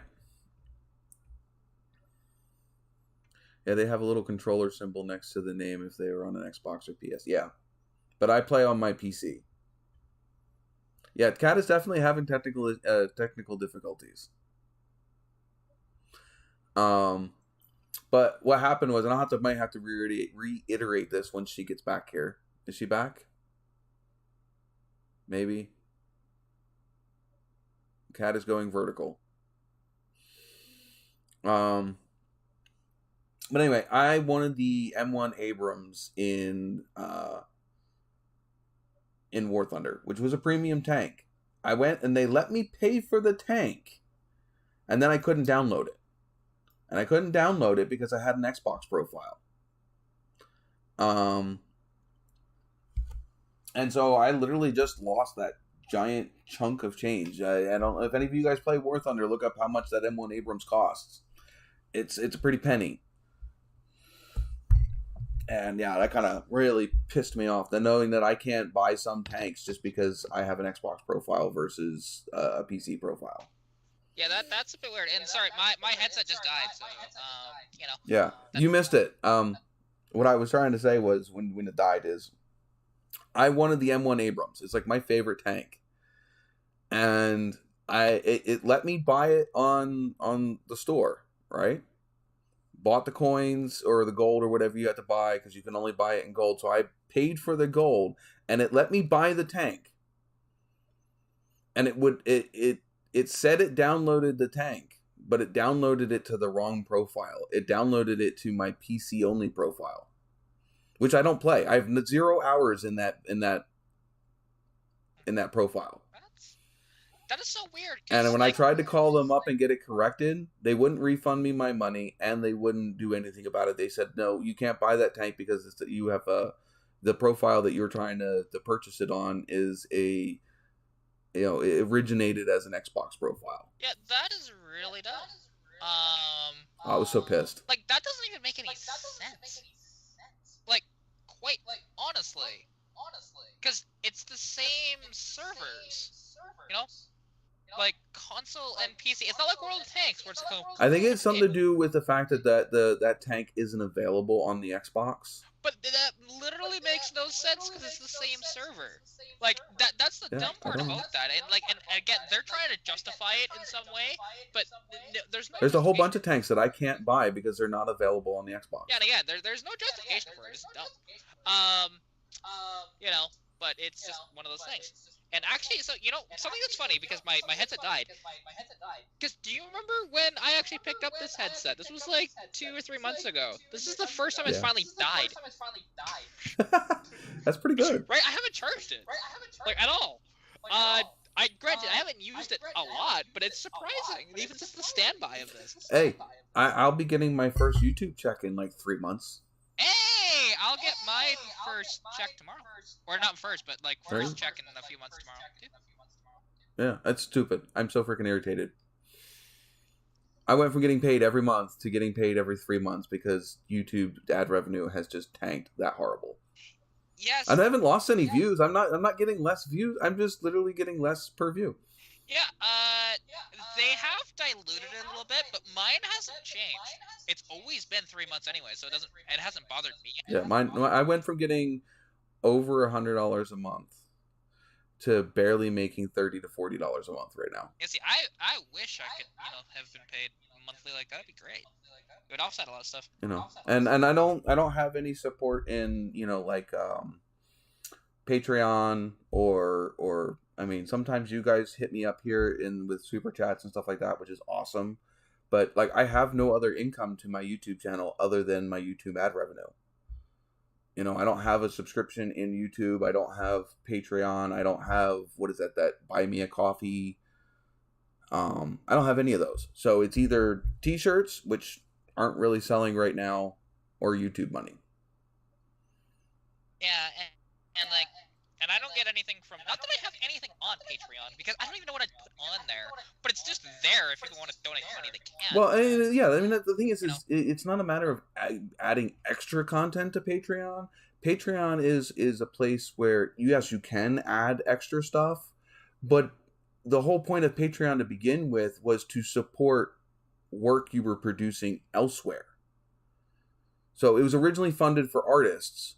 For, let's say you have an artist that you like and you want to help them be able to create their artwork.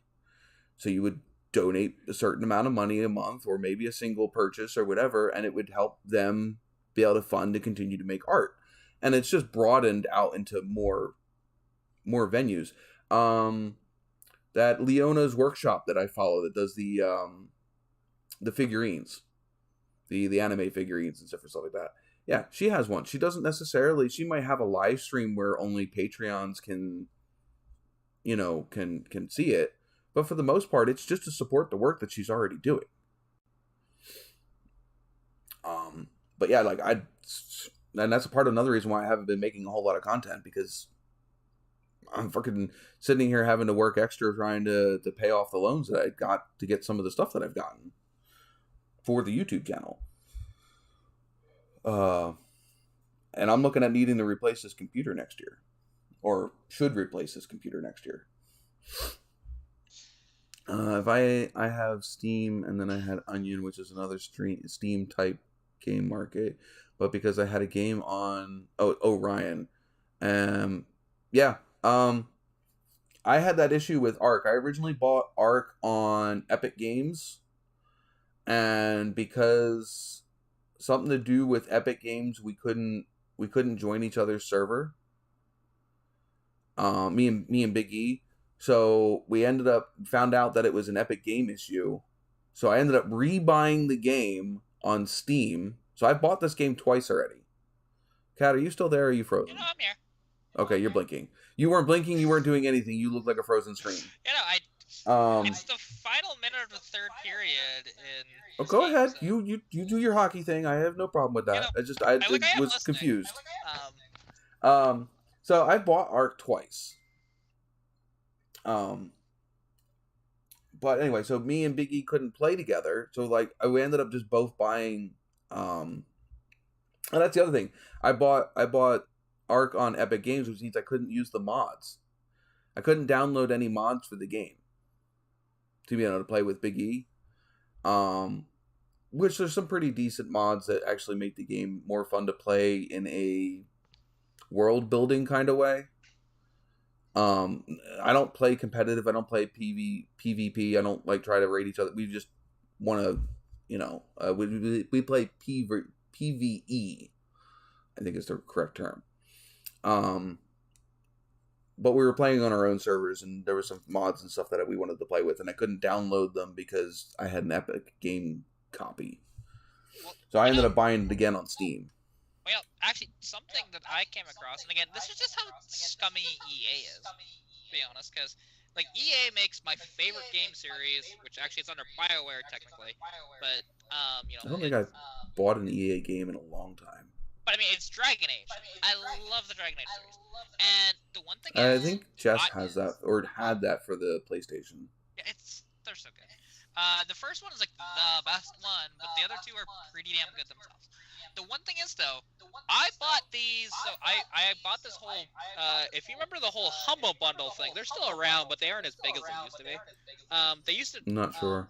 Okay, so Humble Bundle, basically what it was you made, there was these games for sale, and basically just the keys were donated to them, and certain packages, so one package which would have been 2 or 3 games would have been $5, another package would have been $10, and you got 10 games or so, and so on and so forth, right? Mm-hmm. And it was one of these where I got both the Dragon Ages. I got The Witcher 1 and 2, and a few other things. And the thing is, so because I downloaded the first one on a different computer, I can't download it on any other computer, or if I do, it no longer has a valid key, which is so dumb. Oh, yeah. EA. That's another thing that's a lot of digital content anymore. It's attached to a specific device, and that's kind of bullshit. It's one of the things that sucks when getting away from having an actual disc. It's the other thing is they can decide to just no longer carry that thing, and then your digital copy don't mean crap. Because if it's no longer in a library somewhere, it doesn't matter if you own the digital rights to it if it doesn't exist anymore. Versus if you had a hard copy, well, you just put the disc back in, and then away you go. Yeah. For sure. And that's one of the things that I wish, for why I don't own a laptop. Yeah, and to be honest though, okay, the games I'm trying to play on a laptop are not that heavy. No. The original Dragon Age came out in 2009. This computer would hold up to that no problem. It holds up to the second one, which was released 4 years later, and it had better graphics. Jess was originally playing 7 Days to Die. I think we started on Alpha 17 or 18. And she was originally playing it on a gaming laptop. I forget the brand. It's actually the one that I just replaced the battery in and the hard drive in the other day. She was originally playing it on that, and we ended up building her computer because her laptop was getting too hot and it was pushing it too hard that it was starting to cut, power to the CPU. And so she couldn't play the Hordes. We were fine until Horde Night. As soon as Horde Night hit, or if we went into a heavily dense part of town, her computer would start lagging.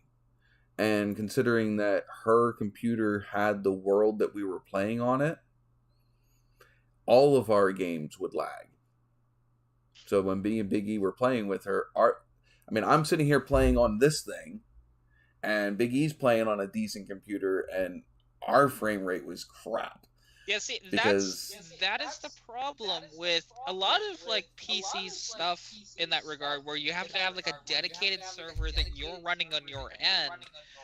That can be a problem, because even the problem with TeamSpeak is that, and that's the reason why nobody uses Team. As soon as Discord came out, TeamSpeak basically died because it was a paid service, and you also had to have a computer running 24/7 for it to actually work. It was a terrible service, to be honest. I can't believe that any of us actually used TeamSpeak back in the day. It was bad. Just imagine what we had before that, where everybody was calling up each other in a party line on phones. Oh yeah, it's not like I haven't done that. Because that's what you used to have to do. Yeah, I was old enough for Everybody get into a group chat online on a phone service, and we would just hang out in a group phone call. Although the one thing is, because actually or Skype, me, Big E, Mintwick, and Will, we used to hang out in a Skype call together.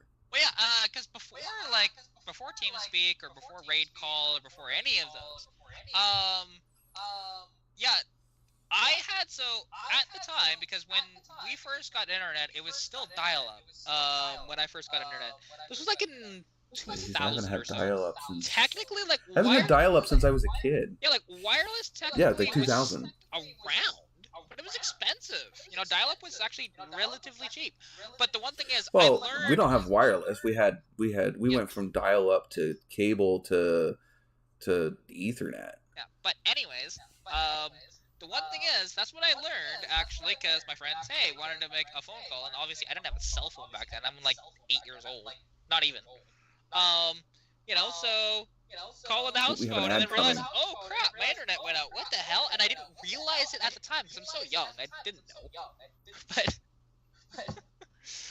you have 40 seconds till an ad, Kat. Me? The first one I noticed pop up. I have 40 seconds? It tells you it's me? No, not just you. It just says ads will run shortly for some viewers in 31 seconds.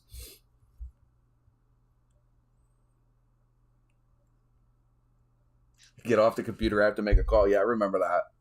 Oh yeah, I remember that a lot. And again, it just goes of I remember the first time. Okay, so we had a PS1 or a PS2, and you had the ability to get a network card for it, so that way you could play online. I did not realize how bad my mom and dad's internet was at the time. I went out and bought all the stuff I needed to do, and I did everything I needed to do, and I put it in. Apparently there's an ad inserted, so some of you are getting an ad and aren't going to hear this. But anyway, so I went and I bought all the stuff I needed to get my PC online because I wanted to race actual people. I wanted to play my NASCAR with other people in a big group, whatever. I got online and my first race did not have a strong enough connection to even They were all lined up, and as soon as the green light went and we were told to go, I was there. Nobody else was. Literally lagged out the second the second the race started. So I bought all that stuff, and it wasn't cheap back then. I went and bought all the stuff to convert our freaking PlayStation into with a network card for no reason, because the internet that they had would not support online gaming. Yeah, because I'm trying to think, because the PS2 just had it built. Oh no, it was. You probably had a fat PS2, which, yes, you needed the network. Yeah, I had a fat PS2. It was like 2 screws on the back of it that you had to screw in. Yeah, the thin one didn't have that problem. You just had the. I never liked any of the thin. I never liked any of the thin versions of the consoles. I mean, the PS2 Slim is actually quite nice. It doesn't have the problems that the Fat did, because there's some problems that the Fat had. Like, the thin one had problems overheating. I've never had one overheat. I've had like 4 of them. Never had a problem. Like, eventually freezing, yeah, but so not to mention the Fat.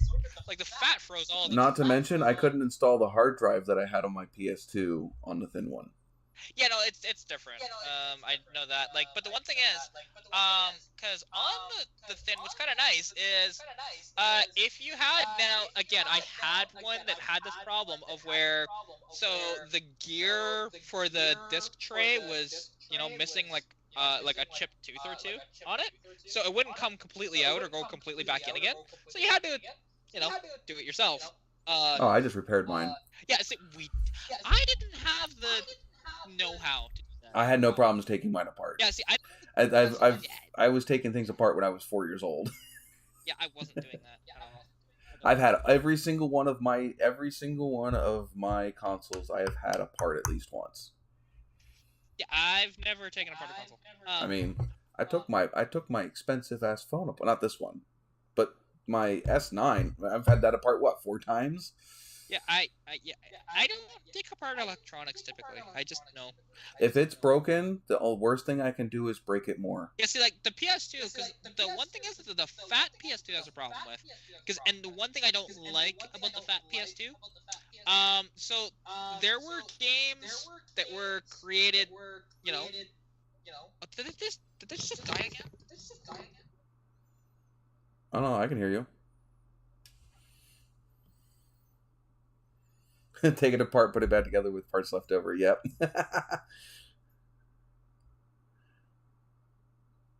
We could hear you. I don't know if I can hear you now.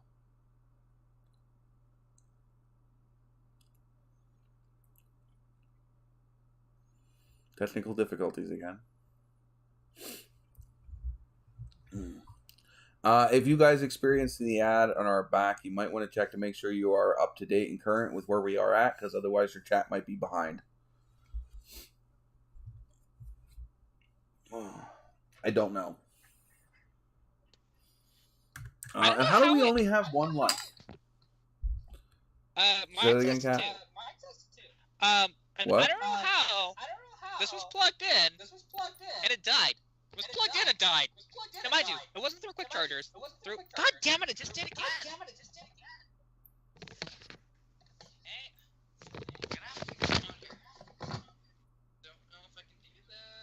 We can hear you.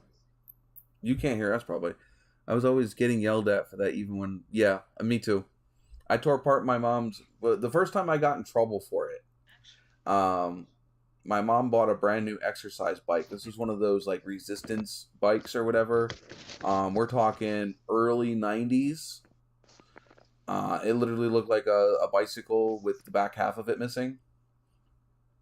And I took it apart.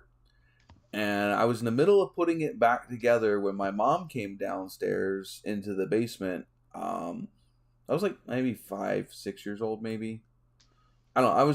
We had a full decked out basement with toys and all kinds of stuff. That was our playroom. And anyway, so I was in the middle of putting it back together, and I panicked and hid stuff, and we never found all the parts.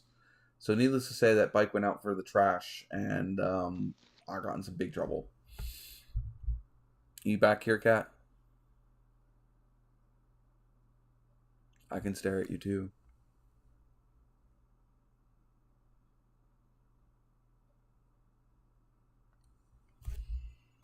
Or I can get out my mustache.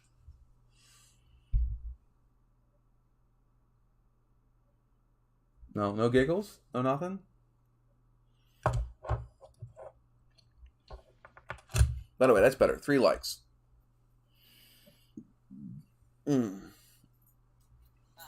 Yeah, I've had a problem taking things apart ever since I was little. Can you hear me? A little bit. Okay. This is weird. There's a little bit of electric hum in the background of it, though.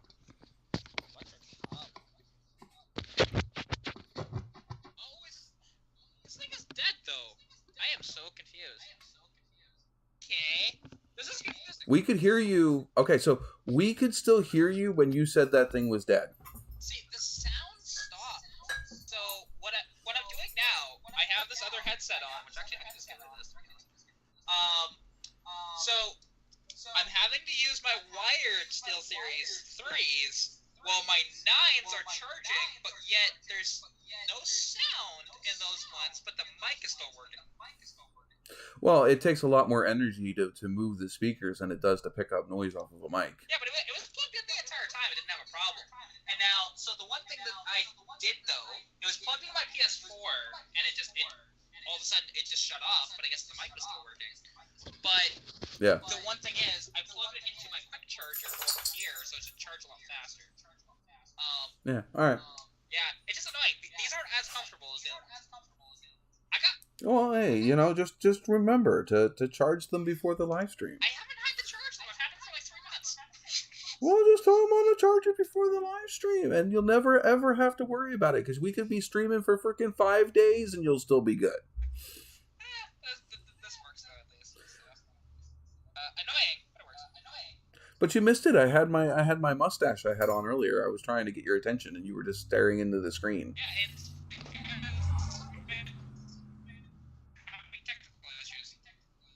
You're having your internet's having technical issues. I can't do anything. Well, I know that. Doesn't mean I can't rag you on it. My internet's my internet. Yeah, I have better internet. Okay, the only time I have decent internet is when I go up to internet. We can hear you, but you're not moving. Well. It's a podcast. We'd rather hear you than see you and not hear you. Yeah. I'd rather hear you and not see you than to see you and not hear you. I don't know why, because internet. You'd have to write out flashcards. Like, internet looks fine right now, so that's weird. You're good now. You weren't good a second ago. Yeah, but like even you would have to.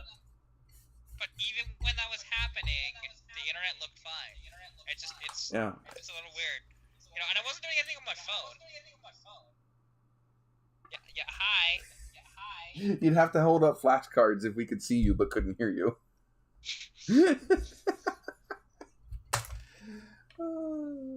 I never got my other drink. I'm sitting here. I give me a second. Can you entertain them for 10 seconds? I can entertain them for hours. You know this. Yeah, I know. I'm gonna go grab a drink. I'll be right back. Okay. So how is it in the land of the chat here? How are we all doing tonight? Because it's mostly been me and him chatting with you guys a little bit, but I haven't heard much from you guys. I want to hear that. Because obviously I was having issues, so I didn't even get to read a lot of the chat here. So okay, taking apart bikes, I can see that. Taking off lug nuts off your mom's van, and she beat your ass for it? What? Other than, you didn't put it back in, I suppose, and torque them properly. Ah, nice! See, and I saw, actually, that, or at least I heard, that a lot of your, property is being cleaned up because people that have not paid for storage of vehicles, you've kind of just gotten rid of now. I did see that. Who's this? That'd be Shane. Because I saw a post about that. Because he's been having issues of people not. It's one thing because he has a decent amount of storage, but he still wants to get paid for vehicles sitting on his property. Well, yeah, I mean, that'd be like me if I didn't pay for the storage where my Novas are sitting. That they would just get rid of them. Yeah, and that's exactly what's happening, right? And he's given them lots of time. It's no different than, so there was the one Buick that I sold, the 53 actually. That was actually, the owners of that technically were the people that own the Burger Baron here in town. They never paid the very, very cheap to store a car, yeah, it's not dry storage or anything, of $10 a month to store the vehicle at his property. I pay you know how much I pay a month for my Novas? What? $163. $163 a month. That's pricey. To store my Novas. And it's not dry parking either. It's outside. That's brutal. It would have been more if I had 2 separate car parking spots. Yeah, like that's just really expensive. And I mean, and like you're not even like in. It's one thing if that was like dry storage or something, but it's not. No, it's an RV parking spot. Yeah, and Shane, yes, I was just the post you put on Facebook, about people that had, I think he's still behind a little bit. Yeah, he might be behind. But literally, I was just talking about with you, that you put a post out the other day that said, like we're cleaning up stuff on the property of people who didn't pay to have their stuff stored, or anything like that. That's all I was saying. It was public on Facebook, so. And like I was. Yeah, I have found that if they are behind in the live video, their chat is still up to date. Yes, it is. So if any of them are having, if we feel that any of them are having, like they're behind in the stream somewhat, that's the quickest way to say that they're behind, because by the time that they catch back up to where we say that they're behind, it's another however far they're behind before they get that. But yes. Yeah, so like that's another reason why I need to get my garage cleaned out so I can get them home, so I'm not outing that money every month. Yeah, that's brutal. Like at least like with Greg's property, because I've done so much good there, I can park whatever I want there, and he doesn't care. I don't have to pay anything. Well, no, because you're making him money anyway. Yeah, it's great. I love it. Fair enough. That's yeah, getting ready to be something. Yeah. Oh, that's not good. No, that's not. No, dog's more important than live stream. Definitely. Unless you haven't hit the like button yet. I'm laughing you lose a like. Hit the like button or I take out your knees. Share this live stream or I throw your firstborn off a cliff. Whether it be furry pet or actual. Hey, no. You leave my kitties alone. Hey, if you don't hit the like button and share it, I will hold it over a cliff. I mean, you'd have to find my cats first.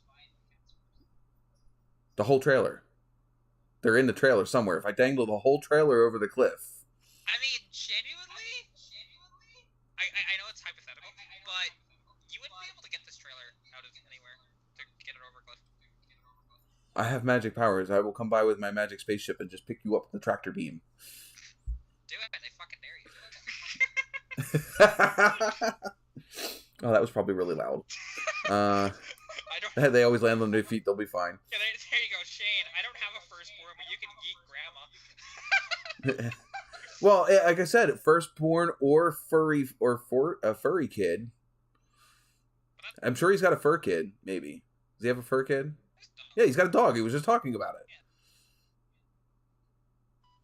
So yeah, I got fur kid. I got fur babies. It's all fun and games anyway.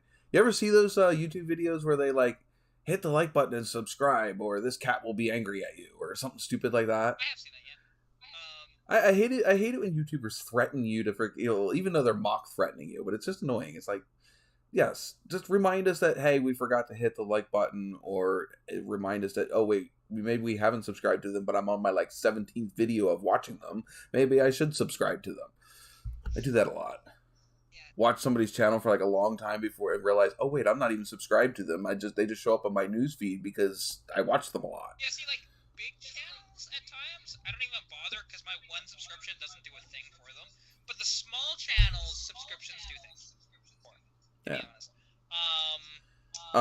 The dislike button, the dislike button actually does work. I see it. I have to go digging for it, but I can see it. Yeah, so the dislike button, because of, honestly, I really think it had to do with potentially Call of Duty, actually, with the trailer that they released for Infinite Warfare like 2 years ago, where the trailer went into space and everybody just pressed the dislike button. I think it became the third most disliked video, and I think they complained about that. It had to do with people, flash mob disliking people. So, like, somebody on Reddit or whatever said, here's a link to the video, everybody go and dislike their video. Yeah. It was that stuff. There's that, too. Like, I'm sure. Although, the most disliked video... I mean, I wish somebody would spam, flash mob like my videos. That'd be fucking awesome. Right? I mean, I'm just waiting for somebody, like, famous that picks up my channel and just, hey, shares one of my videos. I have several... I don't know if they're famous, but I have several big YouTubers on my channel. See... That are subscribed to it. See, oddly enough, biggest one I have is probably Roy. So, which is like 4K. Well, here, let me see. I should be able to find that on here somewhere. If I open up another thing from YouTube, and I can tell you who... At least these are the ones that have... It has to be ones that have their subscriptions public. That's true, yeah. There is that, because, like, I don't really know how to even look it up, so...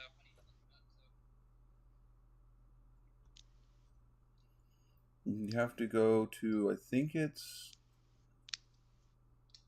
I don't know if it's analytics. Audience. I know there's a place I can find it.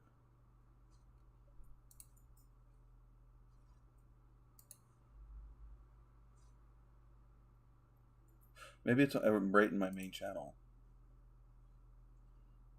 You see, I used to remember where it was, but I haven't paid attention to that. But to be honest, for that, it's whatever.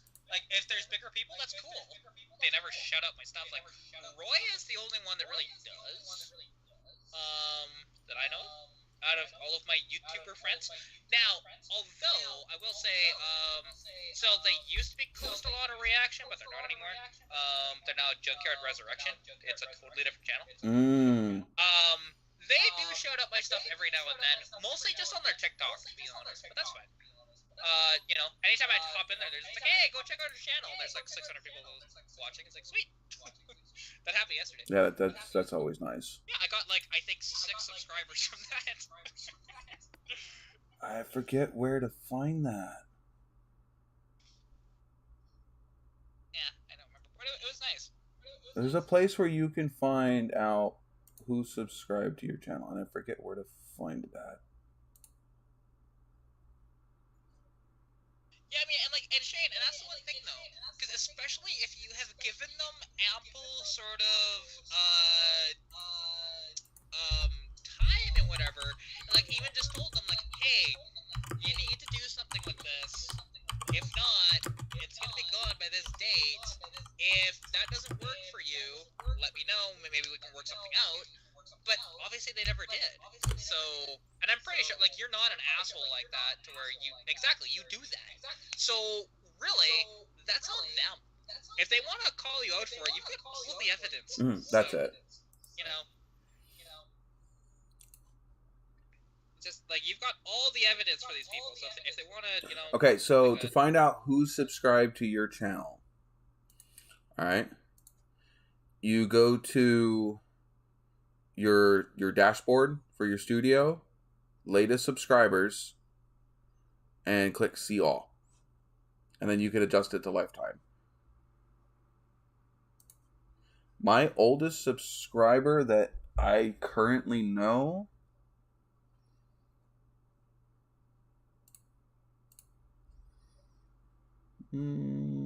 probably still watches my channel, or at least whatever. So wait, actually, where was that, sorry? Because you said, okay, dashboard, that's where I am. Mm-hmm. And where? Not on your phone. You gotta be on your computer. I am on my computer. Scroll down to wherever you have your latest subscribers. I'm not even seeing... Oh. So it was like the middle column down at the bottom on mine. Oh, you mean like current subscribers? No, it is technically called the recent subscribers. Middle column down on the bottom on mine. But you may not have your dashboard set up the same. No, I don't. I don't see that. You can configure your dashboard to have the panels on it you want to. Yeah, because I mean, what I have mine on is latest. It's this latest video performance, which that happens to be a short that I did for this. Then I have channel analytics, which is current subscribers, and then it shows me my views, watch time, estimated revenue, all that stuff. Top videos. Yeah, I have. Then I have Right, I have comments. going across the top. I have latest live stream performance, which is the one we're doing right now. Oh, channel analytics. Hang on, I think I just found it. Here we go. Yeah, I found it. You found it? Okay. It said something different for me than it said for you. That's why I was confused. Right. So if I were to go and look up my biggest channel that is subscribed to my channel right now is, that ain't right. Oh, that's on 90 days. That's why. Lifetime. Oh, I actually have the biggest channel subscribed to my channel is Send It Steve. He has 114,000 subscribers. Yeah, I actually have my biggest subscriber is actually Greg's Garage. I'm not even subscribed to him, but he has been subscribed since April 21st of 2021. Send It Steve has been following me since 2018. Yeah, that's a long time. But he has 31,500. The one thing is, he was posting weird comments on my stuff that I didn't really like, so I've kind of just distanced myself from him. He's a guy from Alberta, to be honest. I was gonna do some collabs with him, but oh wow, I didn't realize. Wow. That's funny because there is a channel that I've been following for years that was bigger than Send It Steve. The Corvette Ben channel. He has that really nice fucking patinaed Cadillac. It's the reason I followed him. Actually, originally was when he found that car. He has 83,000 subscribers. Oh, I lied. I had it on subscriber count, and it showed that they've been around for that long. Actually, my longest one, which I've never even seen this person comment, I don't think. February 29th, 2020, some dude named Aurelion. He has 1 subscriber on his account. My first subscriber was from July 21st, 2013. To my oldest subscriber. That's a while.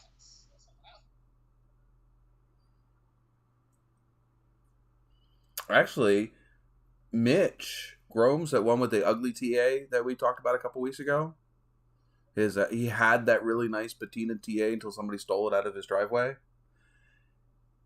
He has been following me since 2014. He has almost 8,000 subscribers. You see, I'm just trying to find anybody that might be from 2020 that has a decent amount of subscribers. And so far, the biggest is 78 there, which I don't even know who the hell that is. There's 328. Wow. That's Jess has been following me since 2015. Which is about when we found each other. I actually don't have... Most of the subscribers I had from way back when are gone. Yeah, I don't, okay, these people are subscribed to my channel. I've never seen almost any of them comment. Yeah. Well, a lot of people are lurkers instead of... which is fine. I'm just surprised if you've been around for that long. You know, you think you'd comment. And haven't said anything There yet. you go. The first one with over 1,000 was November 19th, 2020. Some dude named Jack Howell. I don't know his channel. But that's interesting. Well, there's another one. 1.54K. November 23rd, 2020. Interesting. He's got one truck sitting on his property, and I'm one of those subscribers of Send It. Yeah, I've been a subscriber of Send It Steve since Send It Steve had under 20 subs. I was one of his first subscribers. When I started watching him, he only had one video up. Wow. Actually, something I was surprised because when I was scrolling through, because Roy is one of the top subscriber people on my channel. I didn't realize he's over 6,000 subscribers now. That's amazing. Mm-hmm. So if I were to go down the list of the people with the biggest subscribers that watch my channel, it's Send It Steve, followed by the Corvette Ben, Rust Belt Mechanic, and then Hammer Down Motorsports. How far down do you have to scroll until I get there? You probably have to what? How far do you have to scroll down until I'm on that list? Probably have to go I don't know. Let's see. There's 1, 2, 3, 4, 5, 6, 7, 8, 9, 10, 11. 11 is old car auto guy. Shane Auto is 13. Camaro time is 15. 16, 17, 18, 19. Mr. Fireman 164.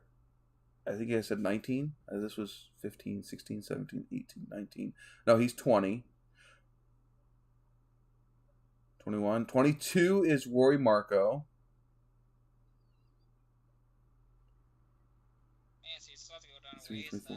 24 is Robert from LSX Hunter. He's the one that's in our live stream group. He's the one that co-hosted a couple weeks ago.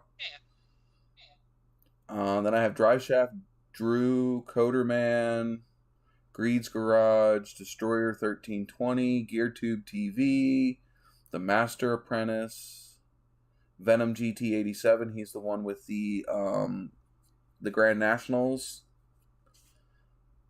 Narcoleptic Customs, Chaos Garage, Grant from Straight Six Fan, CNC Auto Works, Rodney A, Foxy, I don't know who that is, Octane Monkey, Jacob Smith, Shane Man 20. I'm still going. Yeah, I can tell. I'm not even under 3,000 sub followers yet. Wow. Yeah, so you have a lot bigger channels that follow you than I do. Mm-hmm. I just have a lot of people that... But they also, a lot of... I don't know how many of them... Yeah, you're there. You're... Let's see. 1, 2, 3... Let me go up from here. 1, 2, 3, 4, 5, 6, 7, 8, 9, 10, 11, 12, 13, 14, 15, 16, 17, 18, 19, 20, 21, 22, 23, 24, 25, 26, 27, 28, 29, 30, 31, 32, 33, 34, 35, 36, 37, 38, 39, 40, 41, 42, 43, 44, 45. You are the 46th down the list of my biggest subscribers. So you are 18th on mine. That's not bad. Now, granted, this is also of the people that have their subscribers public. That's true. Yes, definitely. So if there is a subscribers out there that don't have their subscription, who they're subscribed to public, that have bigger than that, then you would be further down the list. You know, it's interesting because looking at some of my stuff, some of these, have never commented, and I didn't know. For example, Muscle Car Solutions, I'm subscribed to them. But I don't remember seeing any of theirs. Lowbuck LS, again, I don't know who that is. He's on mine too. So who is this guy? I'm just gonna look up his channel right now. He has 148 videos with 12.8k subscribers. That's nice. He's been following me since March of 2021. For you and for me on mine, March 1st, 2021. Yeah, same thing. Yeah, so he probably found you through one of my live streams, and he probably found me through the live stream as well. It might have been that, or it might have been through maybe Robert's Garage or someone else. Possibly, yeah. He could have even... They're saying your mic is low. Mine is? Is there a way to turn up the volume of your mic? Hang on. Is that better? Or, yeah, just put it closer. There you go. There. Does that work better? Is that your mic, or are you just happy to see me? Well, does that show up on screen? Just a little bit. Oh, yeah. Just the mouthpiece part of it. Just the tip. Just the tip. Yeah, there we go. That should be better because it's You're just staring down at your mic tip inconspicuously. My internet's from 1969. That's my god. I mean, even when her mic's doing good, sometimes it does that weird echoey hallway sound. Yeah, nothing I can do about that. It's just my I'm not. I'm not one to bitch. I mean, we got her. We have a co-host. We have somebody to chit chat with. Yeah. So, it gets even worse. So my internet just keeps going down. So before the stream was at 480, it's now at 360p. Yeah, that's what my little screen shares at. You know, I wonder if I just do this. Let's go all the way to 144, just so that, because I don't really need to see what's on there. I just need a chat. Oh, and hey, that's funny because the lower you put the stream at, the higher your mic got. God. They're competing for freaking internet speed. My internet.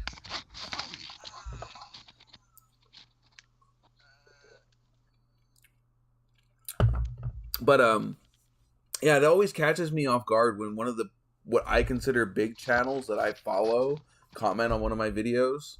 Yeah, see, I don't. It's like, oh my god, you actually watch my crap? Yeah, see, like with me, not that me and him talk very often, but Roy does watch some of my stuff, and you know. Yeah, he watches my stuff once in a while. But the one thing is, at least comments on it once in a while. Roy doesn't typically comment; he texts me instead because that's. I think he's done that to me once or twice, but sometimes he'll comment on the video. I would much rather you comment in the video because for me, that insinuates possibly a conversation with other people that are watching the video and also creates an interaction that YouTube sees and might push the video more. But yeah, and that's another reason why I added like. I will say though, when it comes to like comments, one comment isn't gonna change anything. It's only if there's gonna be a bunch of comments. Because I do know, like I tell people, comment down below, subscribe, all that different stuff at the end of every single video. Gotta start a conversation. I'm not real good at getting people to start a conversation because if you watch any of the bigger YouTubers, they'll leave something in their video to spark a topic in the comments. Yeah. Oh, and sometimes I'll do that, depending on the video. Although sometimes I'm just not very good at it. Yeah, depending on the topic of the video, because even like my last sort of one of my shorts that I did, which was like yesterday, it has like 1,500 views on it because it was just I pulled my spark plugs out of the car after replacing them a couple weeks ago after they melted, right? And of course, it's running a little lean. I just wanted to check that as well, because after driving it a bit, putting on about maybe 1,000 kilometers on those plugs, just wanted to see how they look. And which you should. And they don't look too bad. I definitely need to rejet the carb though. I'll tell you that. And I need to dial back the timing. I'm pretty sure too. So, but I think I needed to rejet the carb anyways. I wanted to. Because ever since I threw on those big tires, it's demanded a little more, which is I'm not surprised by that. To be honest, that makes perfect sense. So, and just with everything, and especially the way I drive it, because even with those bigger tires and stuff like that, I have a lot more fun with the car than I used to. So. Yeah. It's just one of those deals. So yeah, and I'm gonna be going from 47 jets to 51. And then I'm just gonna listen to it by ear, but I'm gonna dial the timing back just a bit and see where it sits. Because as well, I might be able to, with just doing that, I might be able to get rid of my bogging issue off the line with those tall tires. Possible. I don't know. It's a thought. Do you think I'll have to rejet the TA after I finish doing what I'm doing? Totally. Yeah. You'll have to rejet that thing so big.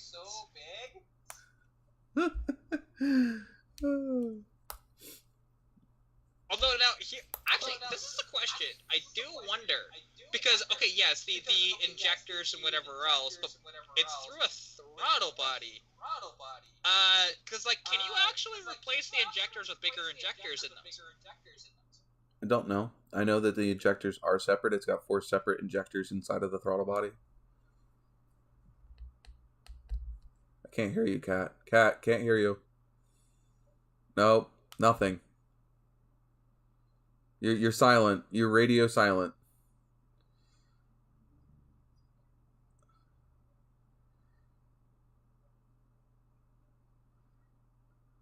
What'd you do? Oh no. Catastrophic. Hit go boom. I know you can still hear me. You making some of the weirdest faces.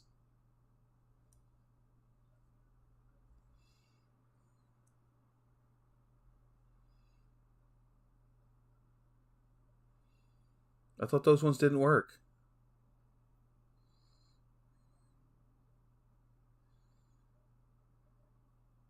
Hello, can you hear us?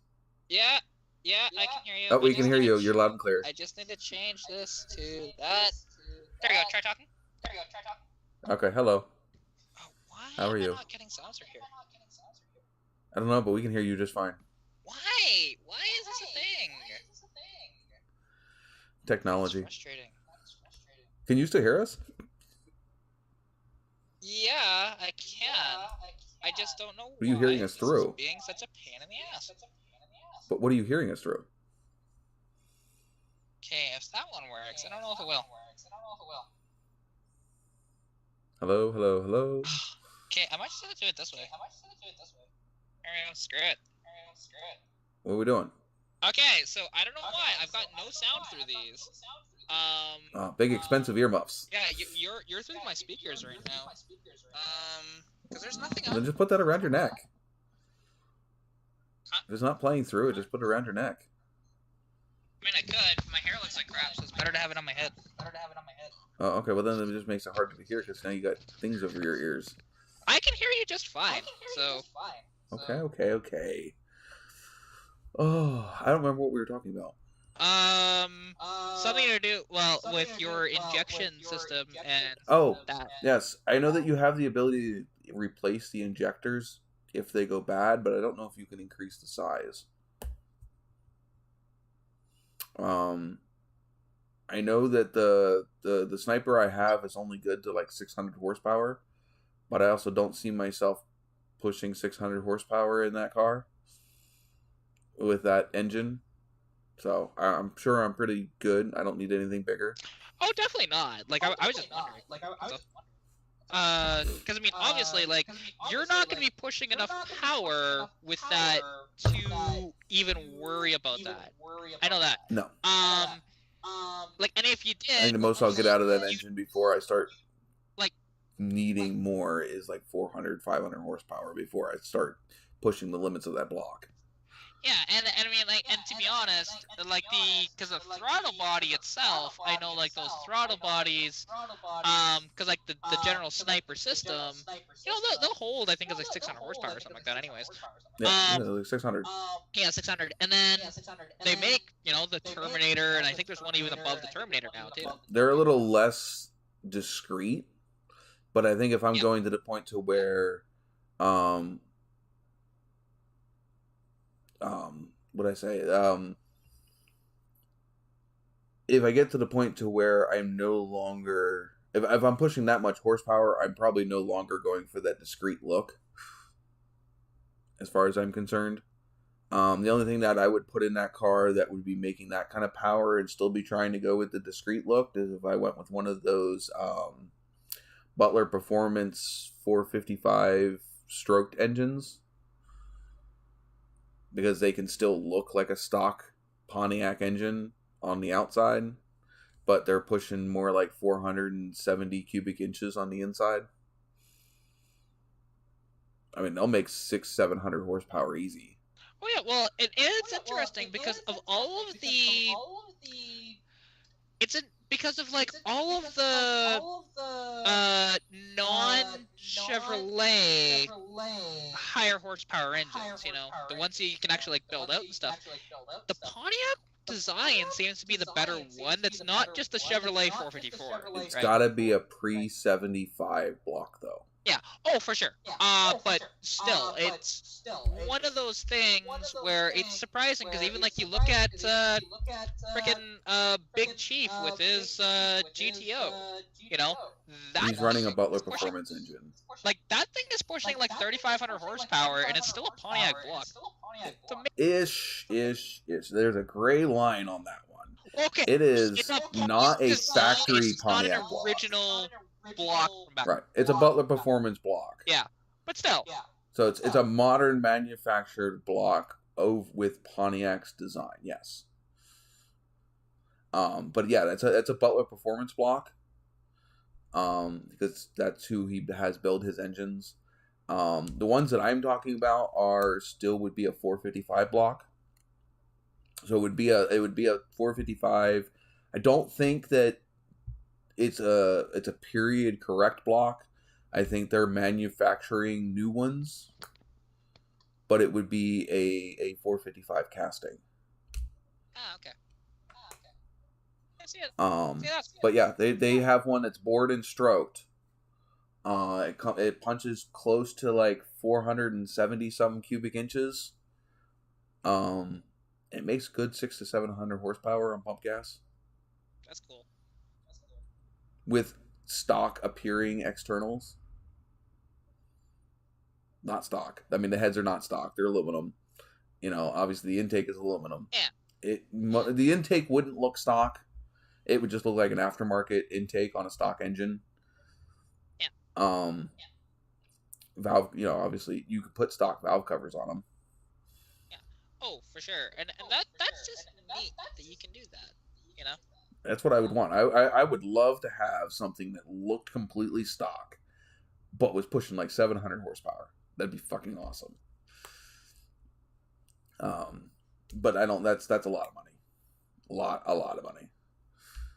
I mean, for me to get that would cost me probably close to $6,000 at least. I was gonna say actually for that's not I'm surprised it's not more than that. I don't know if that's the big boy, but like the bored and stroked 455. Yeah, still. I mean, regardless, for something like that doesn't seem like a bad price. It's obviously, it will hold a bit more of a premium than say, 454 that's bored out to like a 502 or a 572. But, that's pretty cool though. Let's see if I can find it.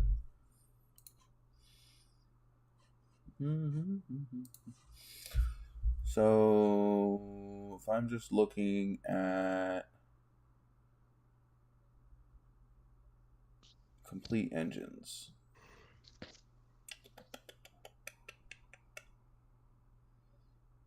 Because they'll even ship them with the EFI system on it too. Crate engines.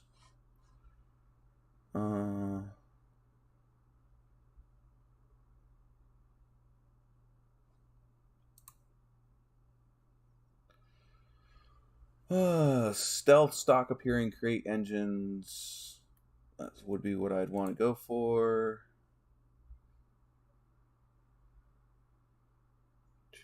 Where's their big boy? 474 cubic inch turnkey. Call them for. Yeah, it's asking. Okay, all right, ready. Crate engine, built by Butler. 474 cubic inch ready to assemble kit. So this is everything, but I have to build it.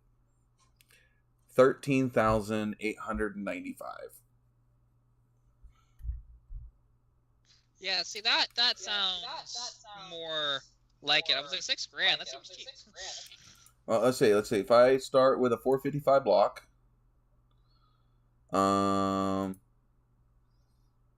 Pontiac Blue Metallic, which would be what I would pick. My crank, I'd want a forged crank.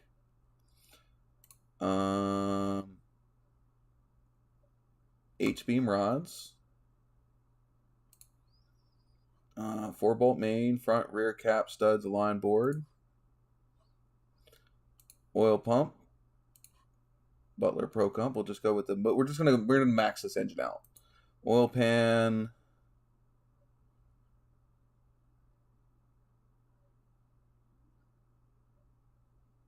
Let's just go with stock, because we're going to go with the stock appearing. Go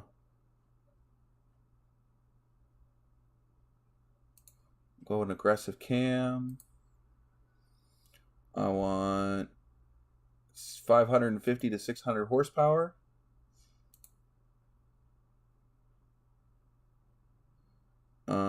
Edelbrock heads out of the box. Logo removal for ultimate aftermarket heads only. Choose your cylinder heads. Yep. Stealth will remove all the Edelbrock logos for me. Ignition. We can go with the... I can get the Sniper Hypersmart EFI ignition step. Choose your induction. And go with the Sniper Stealth system.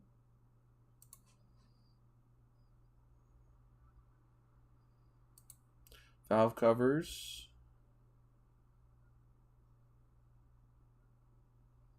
We'll just go with chrome valve covers. Automatic trans. Add to cart. What is it? So with everything that I just added to that, it comes to $19,000 for a 600 horsepower factory-looking engine. Yeah, like, and I do understand that. Okay, it's and that's not built. That's I have to build it, Stu. That's build me a puzzle piece. Wait, so it's a short block or not even just a short block?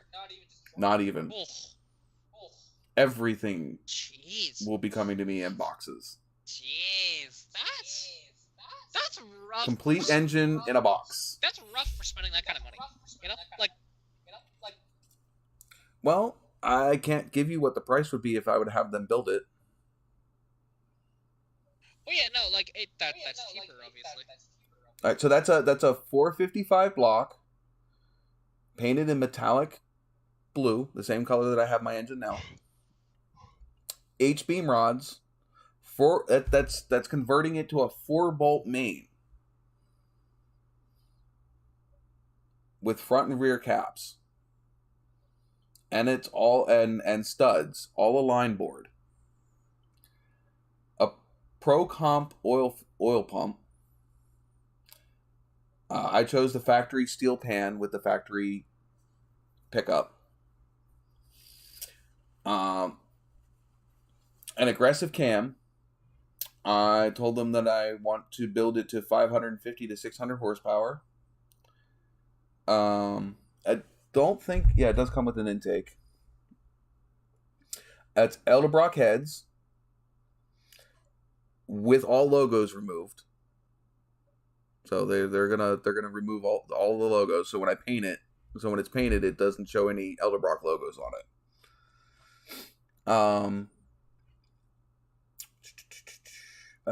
The Holly Sniper. Then this is okay. So I could probably get away with not having the ignition system on it because I have it. But that's the complete Hyperspark and Sniper kit included. You remember how much I paid for that myself? Yeah. It was a good bit of money. Yeah. I mean, there's $2,000 in that price alone. Yeah, I was gonna say you were about $2,000 in that. Which, yeah, like the one thing is, because if I wanted to do the same thing, albeit different, because I'd do a 2-barrel setup, and this wouldn't be including costs of like machining my intake to really accept this, because otherwise I'd do the 1-barrel. But the 1-barrel is this is also going with a completely fresh engine, completely machined, ready to go. Yeah. Oh no, I get that. Like, but I know that I could get all the stuff to do the conversion myself on mine, albeit this is the 2-barrel, not the 4-barrel. It's only about like $800 actually. It's not. Well, I mean, the engine that's in my Nova. So the engine that's in my Nova, I built on my back porch. Yeah, I'm not talking about building the motor. I'm talking about just the EFI. Oh, okay, EFI, yeah. Yeah. Like I thought you were talking about building your engine for $800. Yeah, no. You want to know how much I built that? You want to know how much I built that 350 for? Yeah, like if now the thing is, if I were to, because the only thing that I don't know the price of, and I would just need to talk to a machinist about it to ask how much will this cost for my head with the intake it currently has, because obviously it's one piece. Machine out the intake to actually accept the 2-barrel. How much is that gonna cost? At that point, though, would it be cheaper to get a conversion plate from a 2-barrel to a single barrel? I already have that. Then you should be able to just drop the freaking Edelbrock 2-barrel right on top of it. Yeah, no. It's just the one thing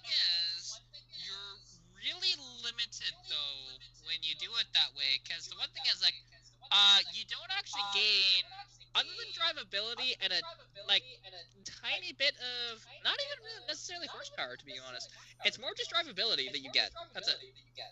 Because I did that. Well, it depends on because you're not increasing any CFM because you still are restricted to the most restricted part of the system, which is obviously the intake at some point.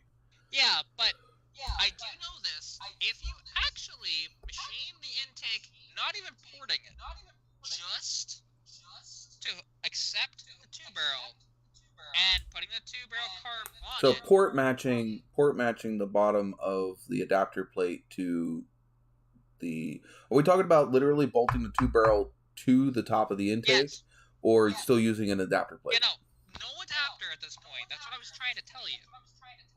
Right, but at that point though, are you opening up the intake anymore? You gain 15 horsepower doing that. Yeah. At that point though, is it worth the money? To a certain degree, yes, but I don't know how much it costs. Like, if it's say $200-300, it might be worth it, but I think it might be a little more than that. Because they have to add material technically to do it. Are they lopping off the top of the intake and crafting on something new? Yes. So you're lopping off. You're gonna have another 2-barrel. Did they make a 2-barrel intake for? Not obviously for that head because it's a 1-piece head intake, right? Yeah. So there are technically, if you wanted to, you could bring. That's a cast iron intake, right? Yeah, it's cast iron. Could technically, welding cast iron sucks, but if you could find a 2-barrel, do they? Another stupid question: do they make a 2-barrel intake for the inline 6 that is not attached to the head of the inline 6? Technically, yes, but that's Australia heads. Because Aussie heads are different. They actually have a removable intake on them. But is the head itself... Question. Do the ports all line up? Depending on what year of head, yes. The up to 19... Because at that point, would you lop off the intake off of the...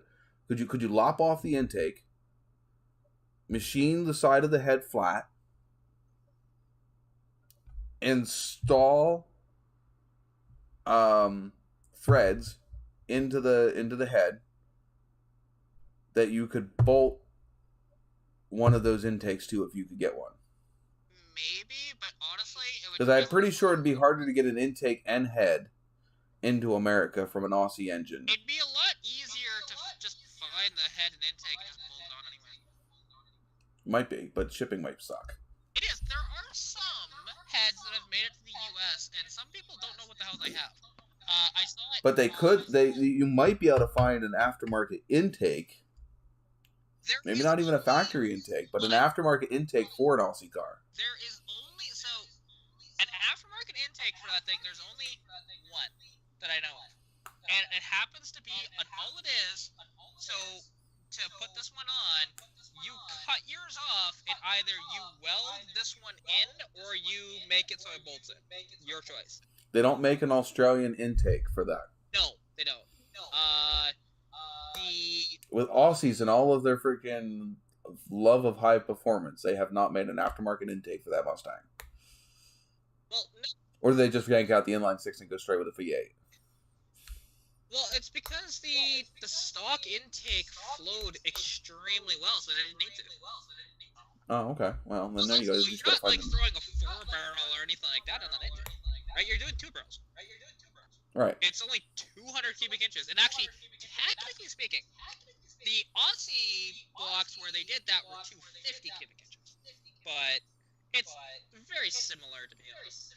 But like literally, those heads will bolt right on. Is a 250 smaller or bigger than your? Bigger. Yeah, you wouldn't want to throw a 250 head on your smaller inline 6. Just bolting it on without doing any sort of, Which you're going to probably be losing CCs in the head. Yeah, but it's a bigger head. But I'm telling you right now, you do that without decking the head. Without doing that. 260 horsepower because that's how shitty the stock one is. So it's one of those things you can look at online, even just the flow rates.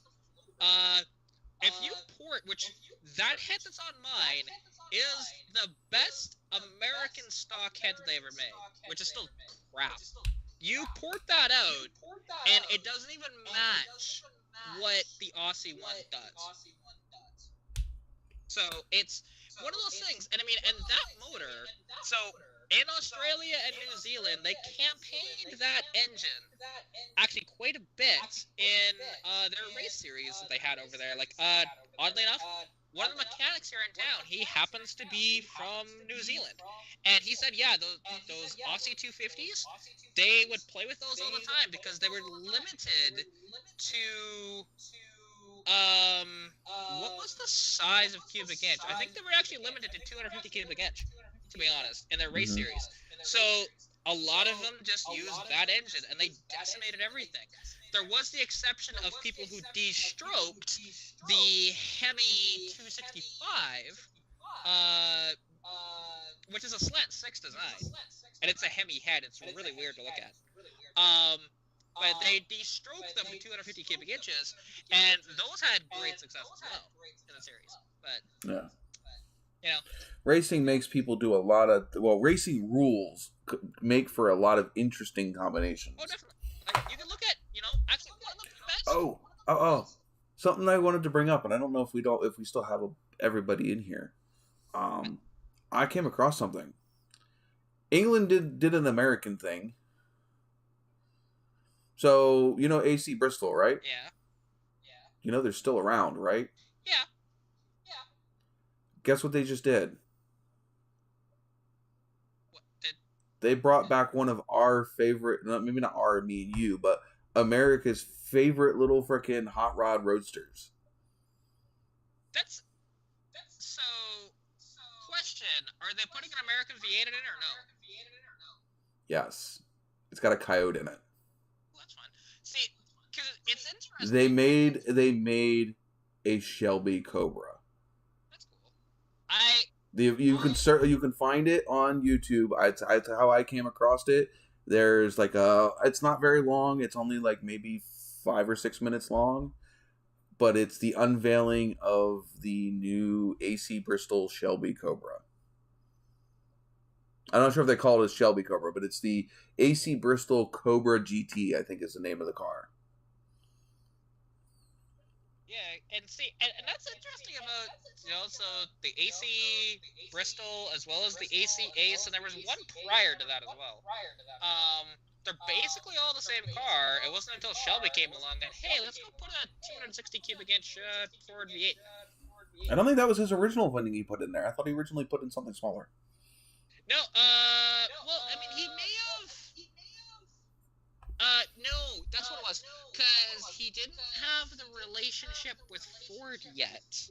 Right away, he just grabbed some other... He actually tried to get Dodge to supply it, and they wouldn't. Ford let it happen. I believe it was Dodge. They just inserted an ad, by the way. Yeah, I got the ad. But, I believe it was Dodge, which, it's interesting with that they wouldn't. But also, if you look at, there is something that is like a Shelby Cobra, but it obviously isn't a Shelby Cobra, and it's much more understated. And it is called, oh god, what's the actual brand of the car, though? Crap, I didn't even look that up.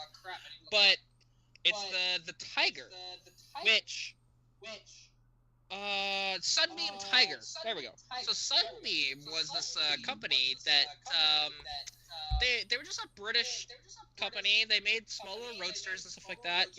Quite cool little company. They're similar to MG in that regard. But typical car from Europe around that time. Yeah. However, so there's people that don't realize what this is, and it's essentially like a Shelby Cobra with a small block in it, but a lot less expensive. What small block did they throw it at? So they threw 260s and 289s in them. From Dodge or Ford? That's Ford. Ford 260, Ford 289. However, something interesting. So, eventually, I think this was like in 1968 or so, Chrysler actually bought them out. And they never even attempted to try and put a Dodge motor in it. They just kept the Ford motors, which is interesting. Like, and really weird. The Sunbeam Tiger is such a cool little car because you look at it, it doesn't look like anything. Let's say Sunbeam Tiger. I think that's part of what made the Bristol fucking, because the Bristol looked cool. Well, yeah, I mean, so does even when it was underpowered, when it was just a standard Bristol, they still look cool. Yeah, because let's see. There we go. So this is a. I mean, it's like the actually Triumphs a and Sunbeam stuff. Tiger. Yeah, I think I've seen them. Yeah, they don't look like much. They are essentially. I need to look up what they're actually based off of. Is it a Triumph? No, they are. Oh yeah, that's right. It's based off the Sunbeam Alpine. I'm just trying to remember what's the other version of it. Yeah, they use the Alpine in like the Gran Turismo series, and I think maybe even Forza. Yeah, and now what's interesting, because the Sunbeam Tiger is actually kind of a rare car. It's, they made 7,083 of them, and only made them from 64 to 67. And like I said, they either had a 260 or a 289.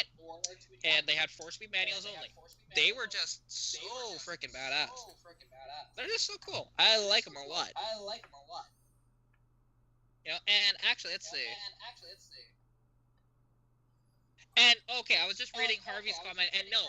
Yeah, it's just too. But in 1970, they made their own head, which, yeah, it has a removable intake on it, and it's wonderful. To be honest. I'm wondering if Harvey's behind too. He might be. Because we've been talking about this other thing for like a couple minutes now. I did see that comment a couple minutes ago, though. I just didn't reply to it. Okay. I didn't see it. But all the Streamlabs. But yeah, like, and then Australia, because you know what's interesting? Now, albeit it is different, because you have to modify both the head and the block to make it work. They also modified that head, made it cross-flow as well. And this was in the 80s, and they even put injection on that motor, too. And yeah, I hadn't replied to the comment from it. That's all it was. So, but yeah, like Australia, I think it was like in 82 or 83, they actually made it as a cross-flow head, which is really neat. And that even has way better flow as well, obviously being a cross-flow. And just overall, it's really neat to see them. But if you get one of those, because apparently those heads are a dime a dozen over there. They don't give a crap about them. They literally throw them away. Like, I was talking to some dude from New Zealand and said, yeah, if you pay the shipping on it, which would have been really expensive, I could get one of those heads, but then I was researching it and realized you have to actually modify both the head and the block. I don't think it's worth it at that point. Yeah. You know, so I was thinking if you could get a... How much money if you could... Like, that's why I said I thought that maybe just getting an intake that would bolt to the heads would like if you could modify the head to accept the intake. Yeah. Oh yeah, and that would be cool. I don't think I could, to be honest. And by the time even I paid for all that to happen, yeah, that I'd probably be $2,000 or so into that, and that's not even doing it. That'd be knowing somebody with a milling machine. Yeah, which I technically do, but I don't know if he'd give me that deal, like a deal on that. I don't know. I don't know him that well because I only had. It's for science. It's for science. Yeah, I mean that's the one thing because anybody, and this is one thing. Like when I reached out to my buddy Brian about this, because I said like I couldn't really afford this, but like if you wanted to, it's up to you. You know, I said it half jokingly at the time, but then he says, actually, I'll look into it and see what we can do.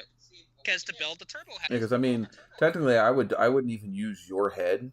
I would find a junk head, not necessarily junk head, but a buildable head that's not on your car. That way, in case you fuck it up and it's just no good, well, okay, well that was a head that was already not on a car anyway. Oh yeah, and that's one thing. I can find those heads all day long. It's not hard actually for me to find one of those heads or even one of those motors, because all I gotta do I have to take a bit of a trek. It's about 3.5 hours south of me. Actually, I think close to 4.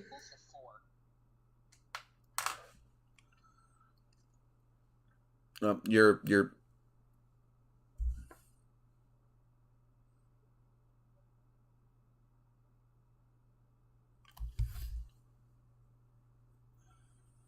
No, it's not, Harvey.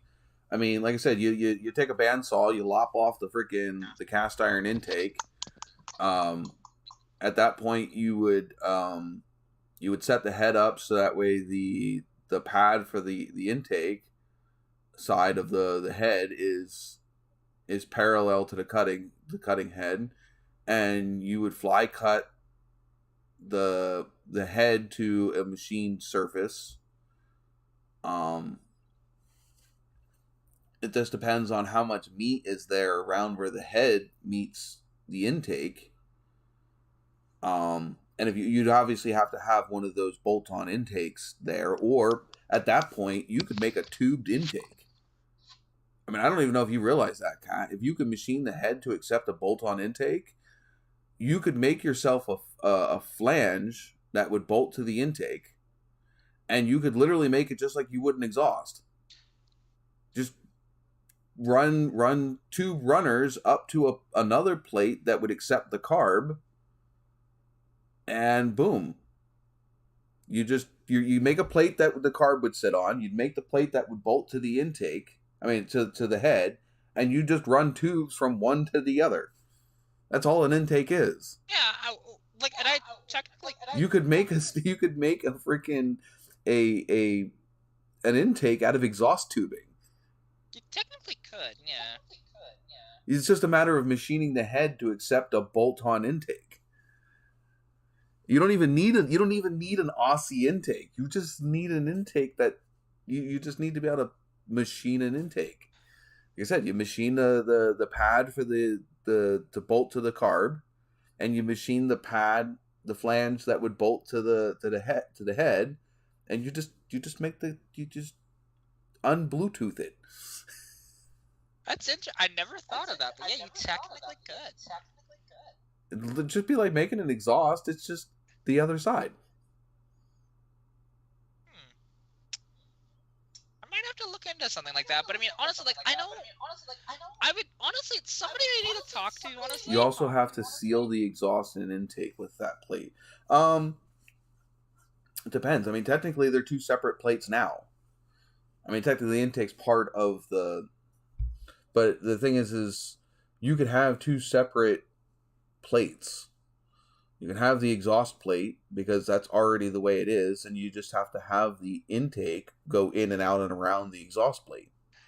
Yeah, because I'm assuming the exhaust plate's like this or whatever, and then you would have your intake would have to go in between the exhaust ports. Actually, so it would just be like 2 E's fitting together. Hang on, I would need to scroll way up in the chat with me and Shane, because he actually found one that he was because it might still happen with this whole EFI thing with my head, but he needs to find a motor, to be honest. It's just one of these things.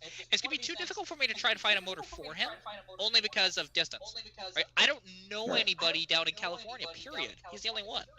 So Shane's in California? I thought Shane was up in Canada. Nope, he is in California. He happens to be in Big Bear, California. So...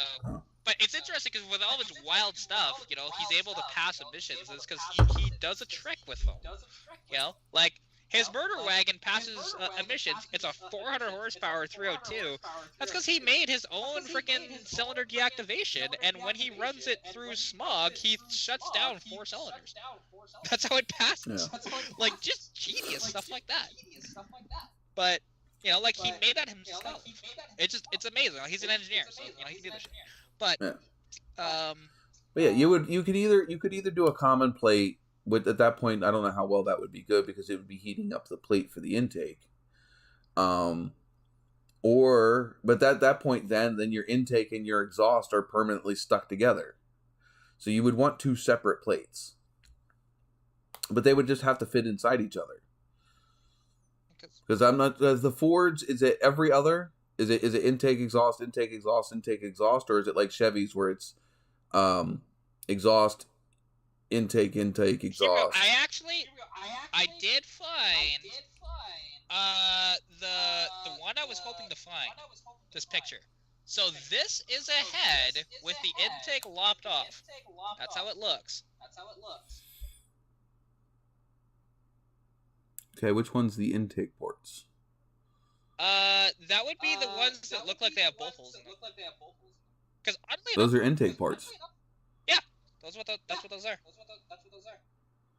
The exhaust is on the same side or the opposite side? The same side. That would be a little lower. Hang on, if that's the right one I was looking at.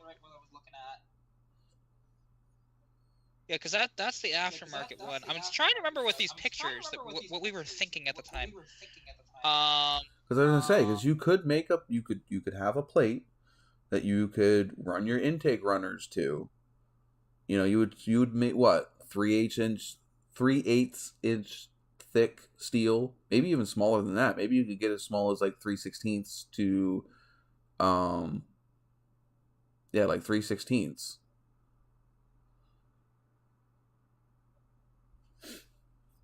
Which would be, or 1/4 inch steel. I mean, obviously the thicker it is, the less it's going to warp. Yeah, like it's one of these things with, like, honestly, the person that I would talk to about this properly, because he does have ins with a shop, because like with a machine shop, and he would just be in there working himself. He can just do it whenever he wants. Right. Like, because what he said to me, if I wanted to put a supercharger on my engine, you know, the way he wanted to do it, because it was just a wild setup that he had in mind. I'm thinking you're talking about a belt-driven supercharger? Yes. Not a centrifugal one? Yeah, belt-driven, that's straight up like an Eaton M90 supercharger that you saw on, like, GTPs and Ford Super Coupe, or, you know, Thunderbird Super Coupes, stuff like that. Even hell, now it's not an Eaton M90, but the Cobalt SS used a similar supercharger, which was the M82, I think it was. The Cobalt SS down here used a turbocharger. No, only in the final year for it. I know that for a fact. It was in 10. The final year for it got a turbo. Every other year was supercharged. It was pretty rare. Yes, that's because it was just the angle of that, technically, yeah. And that's one of those things where, like, it's something that, because, like, but anyways, with this whole thing with Roy, because with an Eaton M90, I have pictures of it somewhere, I just have to find them.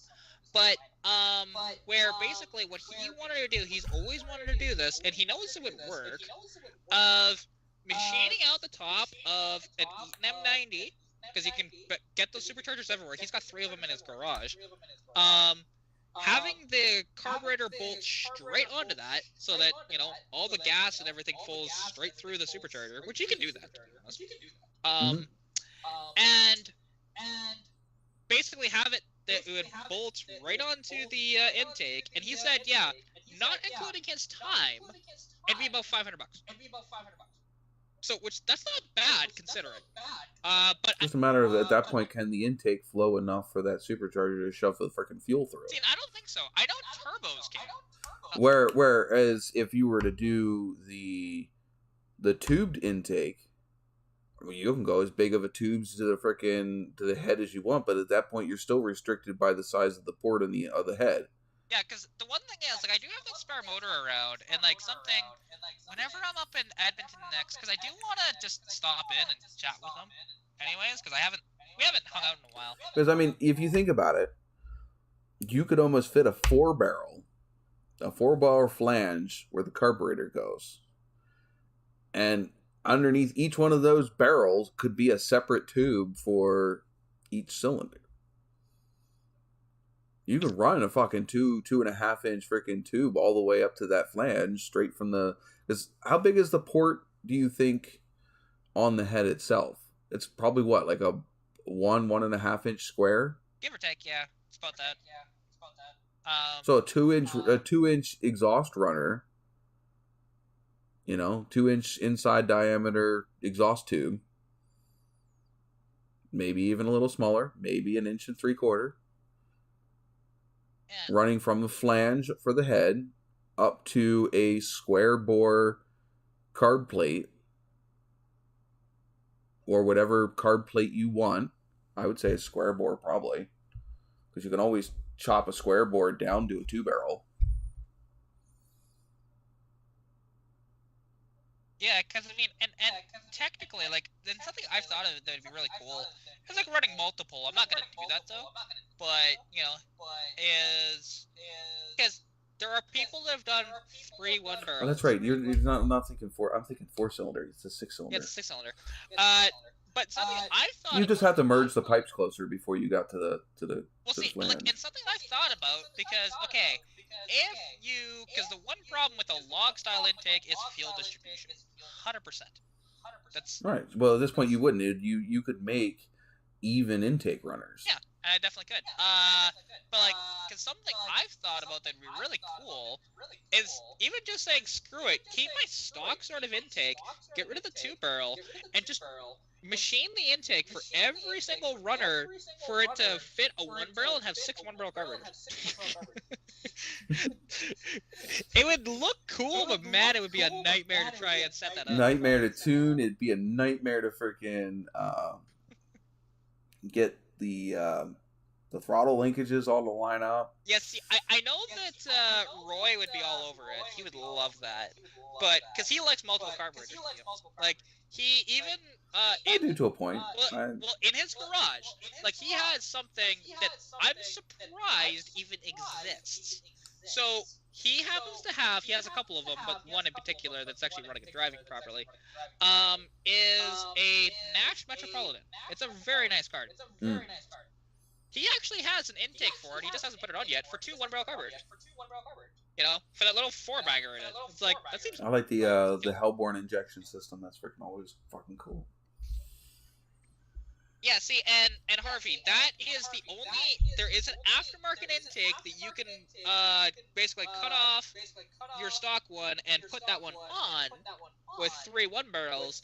Or what people will do is they'll actually machine out the stock ones and do it that way anyways. Because that's basically what that is, just a little lighter.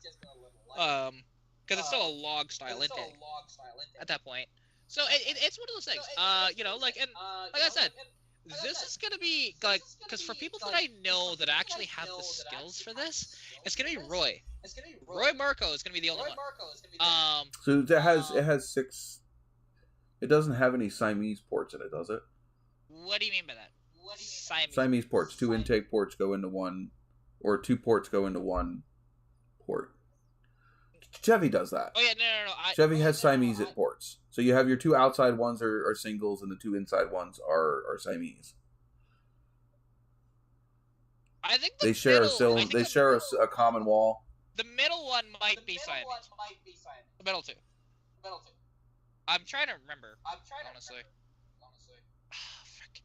Again, it's been a minute since I've really paid attention to that on that motor. Like I said, Chevy goes intake, exhaust, intake, exhaust, intake, exhaust, intake. It's weird.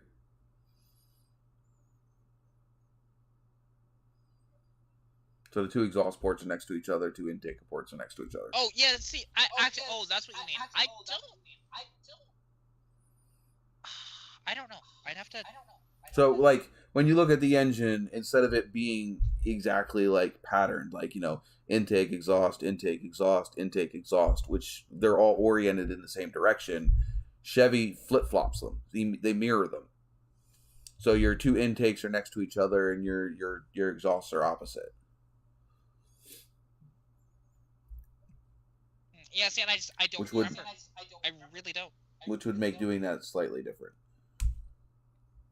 Yeah, and it's something, honestly, cause what I could do, because again, I've got that spare motor lying around. I know Keith doesn't give a damn about it. It came with the transmission, and it cost basically nothing. It was great. Like, I think it was $150 for the engine and trim. So, yeah. The transmission went into his Capri, because he needed it, and that motor's just lying around.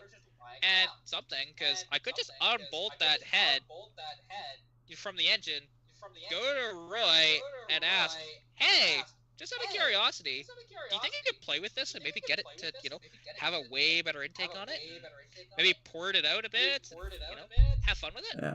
How much Like I said, would if that you cost? lop off, like I said, depending on how the meat is around the intake ports when they go to the head, you could possibly lop off the intake, machine a pad for a flange to bolt to the intake ports, and run a tube connection to another plate where you could attach the carburetor. And then you could literally put any carburetor you want, depending on what flange you attach to the other end. Whether it's a 2-barrel or a 4-barrel square bore or a 4-barrel freaking shit. What the fuck do they even call GM ones? I'm running a mental blank now. I have these engines. The Edelbrock, the freaking Quadrajet style freaking pad. Oh, square bore. No, square bore is what Fords run. GMs with a smaller front intake, the smaller front ports. Oh, yeah, that's right. What is the name of that? What the fuck is it called? Come on, chat. Help me out. Brain fart. I know square bore because it's the one that I don't have. Yeah, which I don't get why Chevy did that. Spread bore. Spread there bore. we go. That's it. Thank you, Harvey. Yeah, Harvey. Harvey got that. I mean, literally, you could run anything you want. You could run freaking Mopar's fucking 3 duels. Yeah. Oh, yeah, like... There's 6-pack setup. Yeah, that's the cool part. It'd be way overkill for that engine, but you could.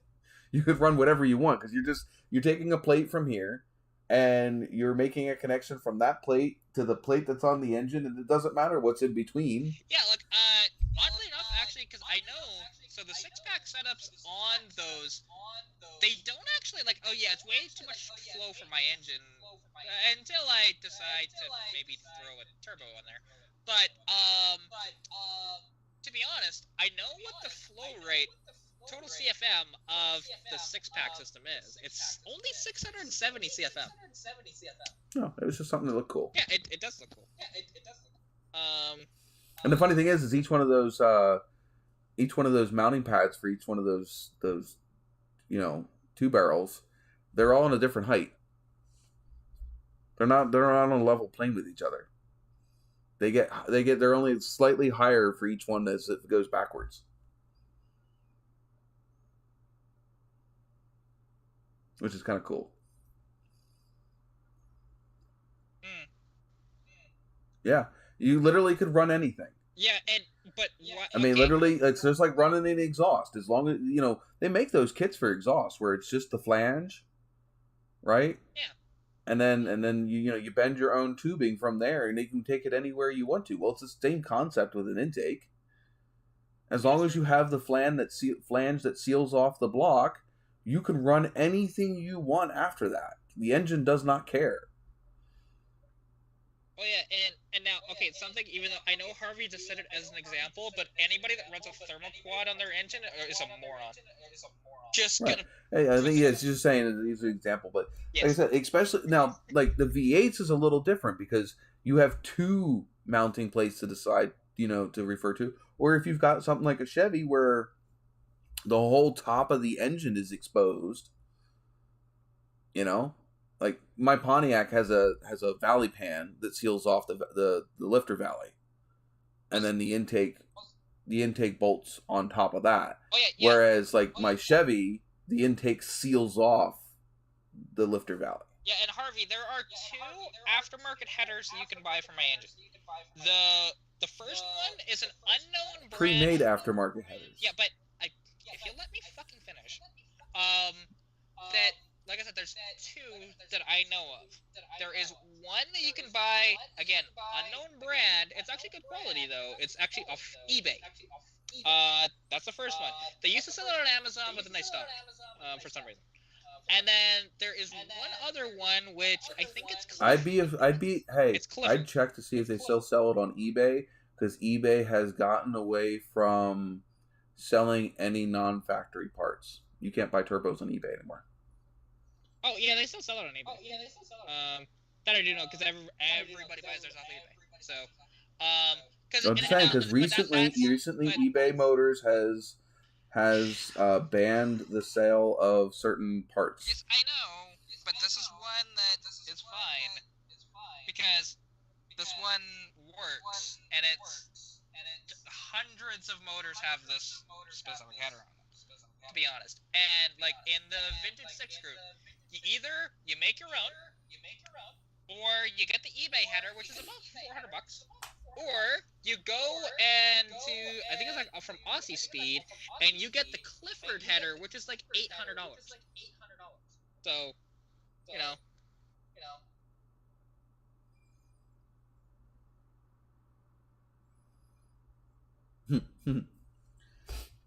Yeah, well, the world is full of copycats. I mean, the world is very few original ideas. Well, see, I will say though, if Edelbrock copied the thermoquad design, the only bad part of a thermoquad was the phenolic resin body. If it didn't have that, it actually was a really good design overall. It's just the phenolic resin body was freaking terrible.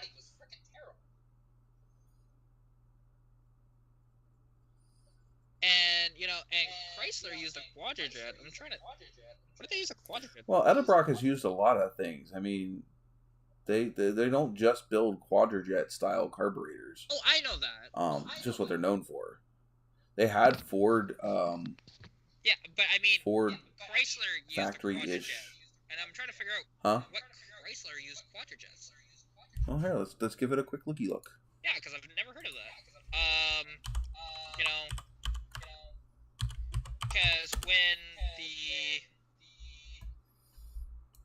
unless it was like in the 60s, because they bounced around to a bunch of different carburetors in the 60s. That I do know. And then through the 70s, they pretty much just went with the Thermobog. Such a terrible carburetor. Like after, I think it was like 1974. It was just terrible carburetor.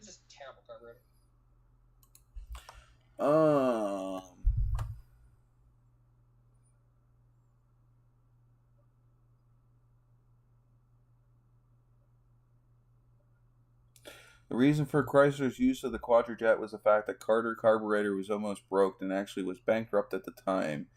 That wasn't the first time Chrysler used a Rochester carb on their cars. In 1971, some of the 318A bodies had 2-barrel Rochesters on them from the factory. Chrysler's Torque Flight has been in some Ford HD trucks. GM used Mozart transfer case in their old 4-wheel drive trucks.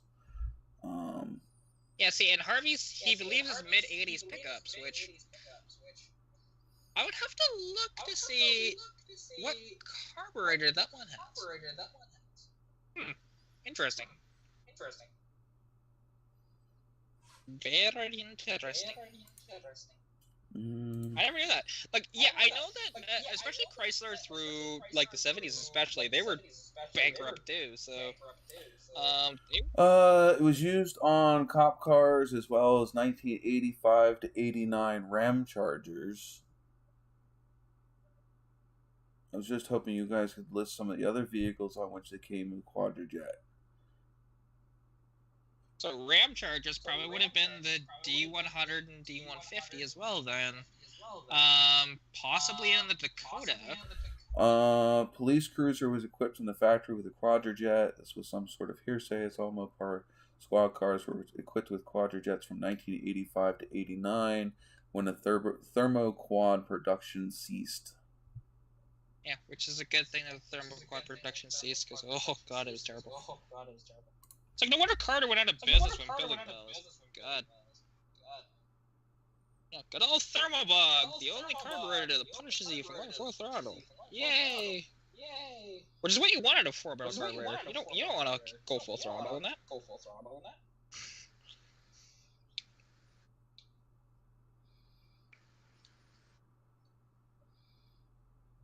And because, like, oddly enough, I think I'd much rather have a lean burn carb over a Thermobog.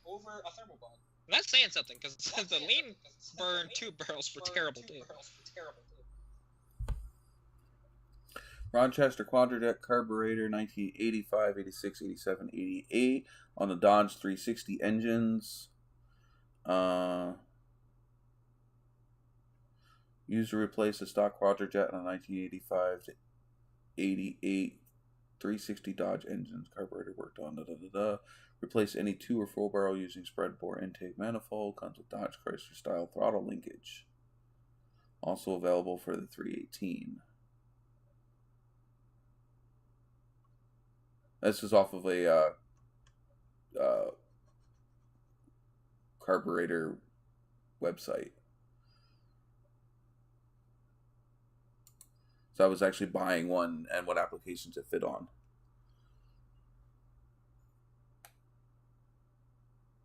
Interesting. Chrysler had a Marine Quadrajet.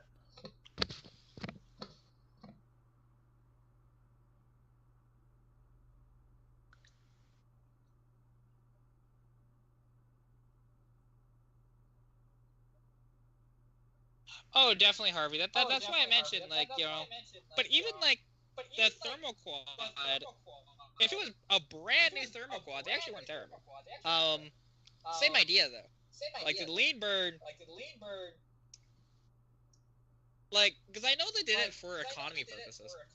And it did work until it didn't, and then it was bad. But he would know, because he's a mechanic as well.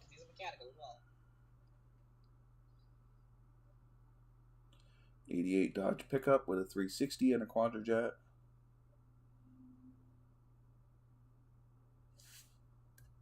Dude, I didn't realize Dodge went carb until 89. I thought it was 88. What was that? That was 88. Because I thought that went to injection by then. A lot of the, even with Chevy, a lot of the trucks and stuff ran a carburetor later than the passenger cars. Well, here's the interesting thing with Dodge. They didn't. So at the time of the late 80s, they didn't make anything resembling a rear-wheel drive with a V8 that wasn't a truck anyways. So there's that. They only had the truck. Quadrajet was used briefly by Ford on a 1971 429 Cobra Jet.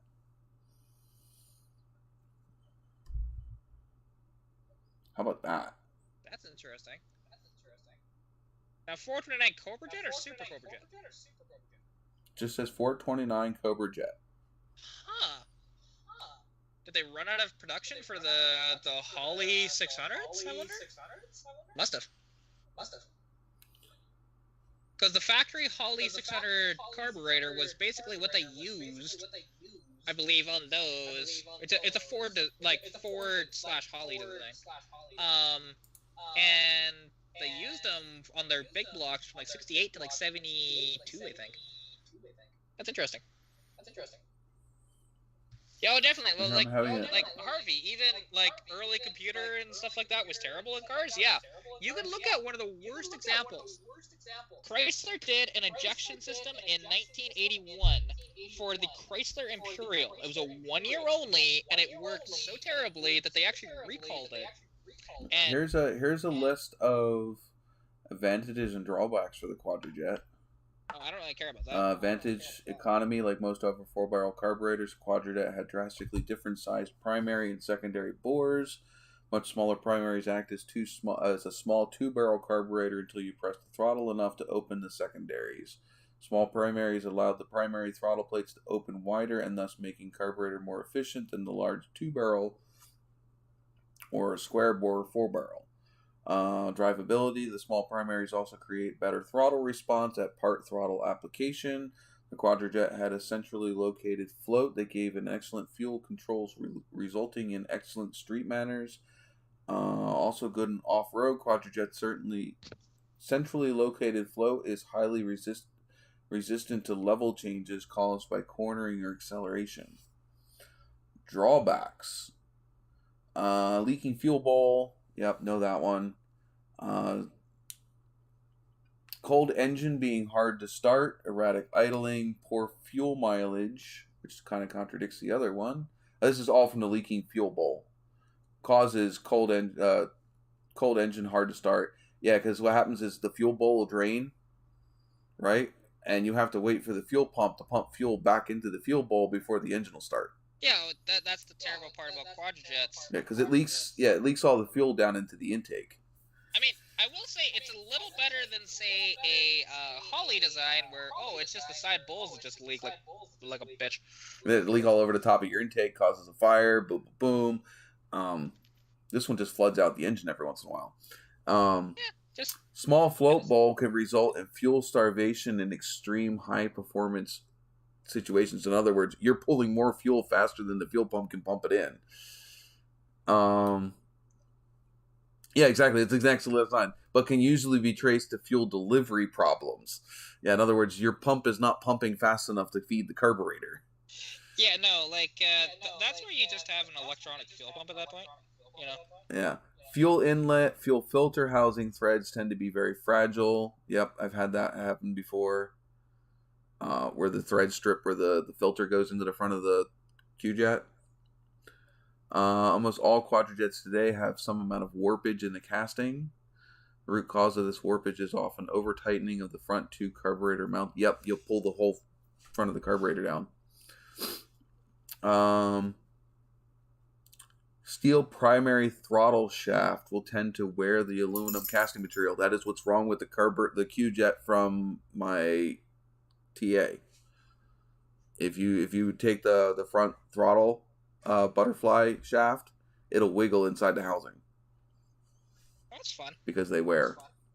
That's why you need to bore them out and put a brass sleeve in them. Idle tubes, which are located in the main casting, are usually a size 0.31 or smaller, especially if it was used on a Chevy 305, including the E4M and dual discharge pump models. These tubes are retained with a press fit collar. The bottom of the idle tubes may become plugged up with debris. Yeah, that's part of cleaning them. See, anyway, there was that's the one nice thing about, say, the Ford Motorcraft designs. They didn't really have a ton of drawbacks, other than if you want to change out the jets as an example, you have to take the entire carb apart to do that. That's the only thing that I'm just dreading. I don't really want to take it apart. Yeah, whereas a quadrojet, you just take the top plate off and it's right there. Yeah, or a Holly, you just take the 4 screws out the side, and hey, look, they're right there. You know, you don't have to. You just have to remove 4. It's not hard to replace the jets on a quadrojet. No, and that's one thing with my Motorcraft, because I want to do that. I was gonna do it today when the smoke rolled back in again, and then I said no to that. Where is that part about the Ford part? That's what I clicked on this thing to begin with for. But and that's the one thing, because the Motorcrafts are quite nice carbs, because basically where a Holly, you have to kind of adjust it a lot more typically. With the Motorcrafts, you just set it and go. It's nice.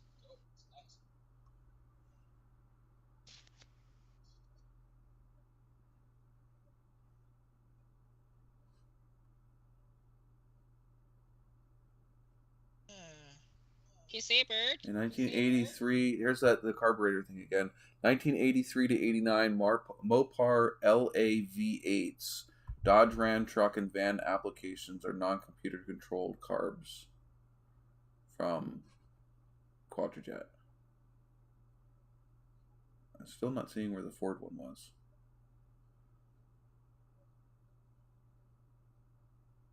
Well, you said that the Ford with the Quadrojet was only on the 429 Cobra Jets in 71.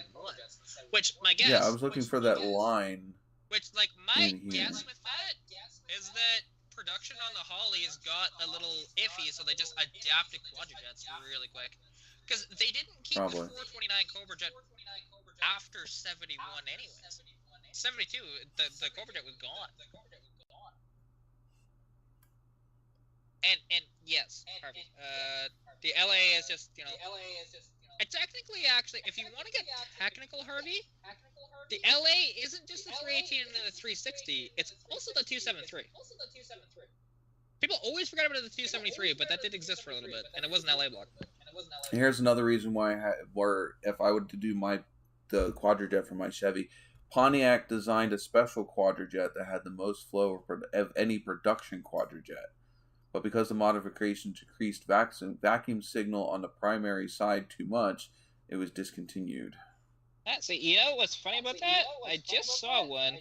It's basically just a core for rebuild, but I did find somebody that was selling a Quadrajet There for it a is. 75 Pontiac. Not widely known, Quadrajet was used briefly by Ford in 1971. Cobra was also used. It's the only line that I see it as. Oh, see, yeah. Yeah, my guess is either, like, yeah, the production of the Hollies just got... They had a issue with production, they still had to make them, so... That. Mm-hmm. Yeah, because, But yeah, like, even from year to year, the Quadrajet was different for the TAs. I'd have to find one specifically for a 76. Oh, yeah, see, the one I just sent you is one for sale that's in Edmonton. It's off of 75, 400. He's got the part number and everything, which is it's just kind of cool. And Nice to see that. You want to know how many CFMs that QJet was for the TA? What is it? 800 CFM for a stock carburetor for a TA. Actually, I wonder. Hang on, I should send this to Joseph. If he's gonna play with that damn 500 caddy, he needs all the CFM he can get. Be honest. What did the CFM? What did the caddy run?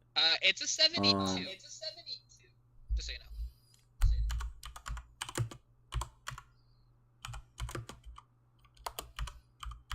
You'd want an earlier carb.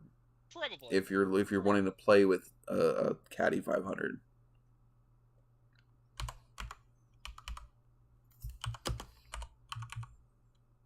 Because I know he's been having issues with that. And, like, I told him, probably, actually, it might be a 73. Hang on. I need to look through my videos. Because I did do a video on his caddy, so, once. And I'll do a video, like, driving it. Catalina's Garage. Cad. No.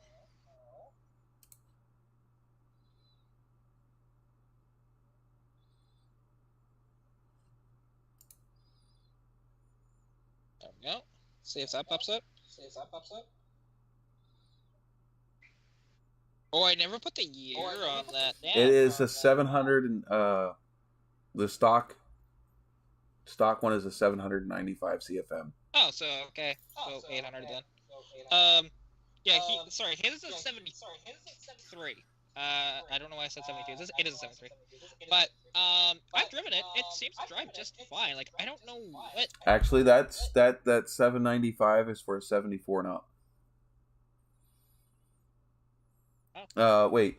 The carb will fit an Elderbrock PC3 stock electric choke, 74 and up, and stock late divorce choke, 70 to 73 with a round choke well. Intakes without the modification, blah, blah, blah. 68 and 69 factory intakes with the rectangular choke may require modification. So it's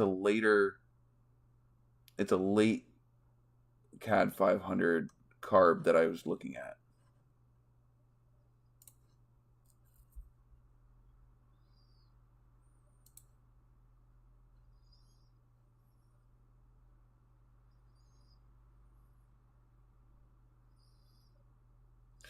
All Cadillac Quadrajets between 1972 and 78 had the flow capacity of 800 CFMs regardless of application. Final configuration is by primary jets and rods. So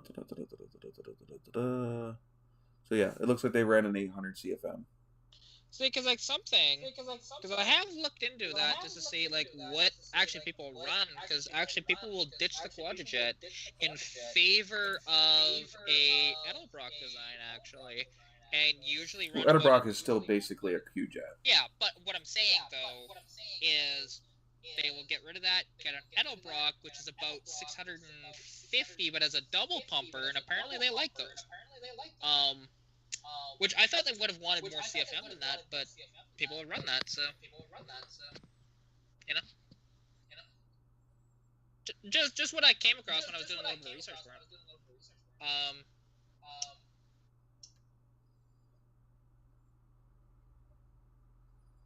Yeah, I don't know. I would think you'd want around at like a 750 to 800. You would think so, yeah. It's just something I was looking at a forum posting, and a bunch of people said, "Yeah, I mean, because my Chevy, my Pontiac engine, demands an 800.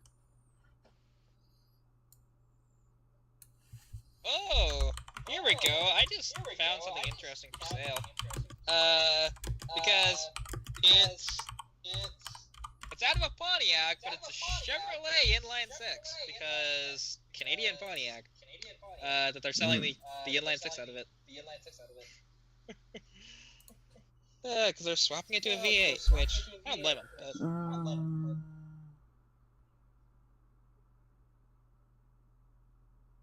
Though it is interesting to see the Chevy design with the spark plugs and the intake on opposite sides compared to the Ford. Like, yeah, it's all opposite. Forgot about that.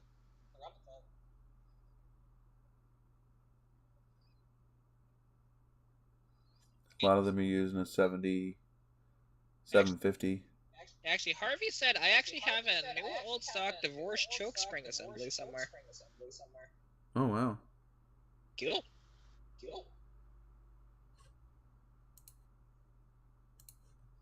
Yeah, but that was the whole thing that came to what was I going to do with the TA, because I had a 650 on the TA, and it was dying on its own freaking, it's like trying to suck fucking fuel through a straw. Anything above idle. Now, granted, my engine's not stock, but it would run fine at idle, but every time I tried to rev it out, it would fall on its face. That's why we were looking into either rebuilding the stock carb that came with the engine, which I was looking at close to $800 to do that. And at the time, we were like, well, I'll just go with this Sniper all-in-one kit, which was just over $1,000.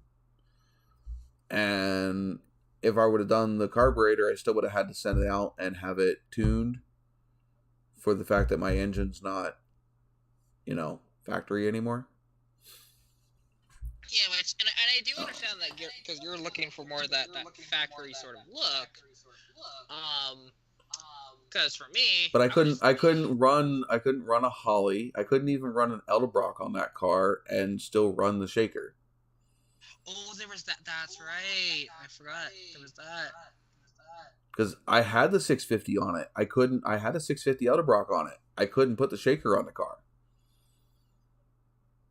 See, and I wonder, like, what would you have had to do to try and do that? Like I would have had to modify the shaker base. So the part that looks like a regular part of the air cleaner, it literally just looks like, a regular GM air snarkel. Yeah. Except for the fact that the top ring, instead of it mounting it does have one on the inside, but instead of just mounting the top of the air cleaner directly on top of the snorkel, it has a smaller a smaller lid that sandwiches on top of the air cleaner itself, the filter. And then the outside of the air cleaner accepts the bottom of the shaker. And it's very specific as far as height, but the bottom of the snorkel plate won't fit on top of the it just won't fit on top of the other carburetor. So I would have to they modify stock ones, and the thing is, my shaker setup cost me over $400. I'm not modifying to me, I'm not modifying a hard to find part to fit a different carburetor. because that's the problem. Is if I was just going to put a carburetor on the 403 olds, sure, there are a dime a dozen for those shaker parts. But to find a Pontiac 400 shaker for $79 was a little harder to find. Yeah, I'd only get one attempt. Because that's something that I would almost like, even in your application right now, just in case if anything happens, I'd almost want to get it 3D scanned and have all that saved, just in case. Because then they could. What then they could the shaker. Well, I'm just the shaker bottom part of the shaker. Yeah, or just even the entire thing, right? I don't have anybody that 3D scan it. I can get them. They're just expensive. Yeah, that's what I'm saying. If you got a 3D scan, which would only cost you maybe $50 just to have the design in there, and then later on it'd probably cost $200 or so to actually get it built if you needed another one. Well, yeah, it's a stamped unit. Yeah, it's a one-piece stamped piece of sheet metal. Yeah, I mean, I can understand 3D printing it, but I don't know exactly what you would do with it after that, because it's not like I can make a die to restamp it. Yeah, I guess that's true. I didn't think about that. Because I don't know what other material you would make it out of. I can't 3D print it. Yeah, I didn't, or I forgot that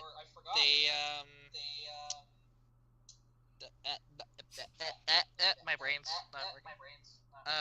It's okay. It's getting late. Oh, I'm not even. Getting late for you. Oh, to me, it's getting late. It's almost 1 a.m. here. Yeah, it's not even 11 o'clock yet. Like, this is not even late yet. But yeah, no, my brain just does not want to do that. It does not do the thing. Oh, it does not compute. Error. No longer proceeds to function. Error 404. File not found. I think I put that shirt back up on the website. My Error 404 shirt. I forgot about that one. Yeah, my 10mm socket. I mean, it's perfect for your computer nerd and gearhead. But I don't have to deal with that right now. As far as what Harvey said about only getting one attempt, thankfully the Quadrajet style Holley Sniper literally fits like a glove. It is the exact same height from the base plate to the top of the throttle body. It fits perfectly up in the hole for where because that's the other thing is those air cleaners, they're a drop base. So they literally drop down around the carburetor. You know what I mean? Like a lot of aftermarket air cleaners, they sit up on top of the carburetor, and their lowest part is level with the top of the carburetor. The air cleaner for the Pontiacs drops down around the carburetor, so it's almost touching the intake. So the carburetor is up inside of it.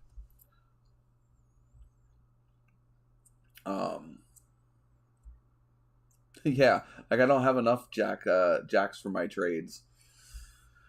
He said I should be a tool and die maker and make my own. I saw that. Yeah.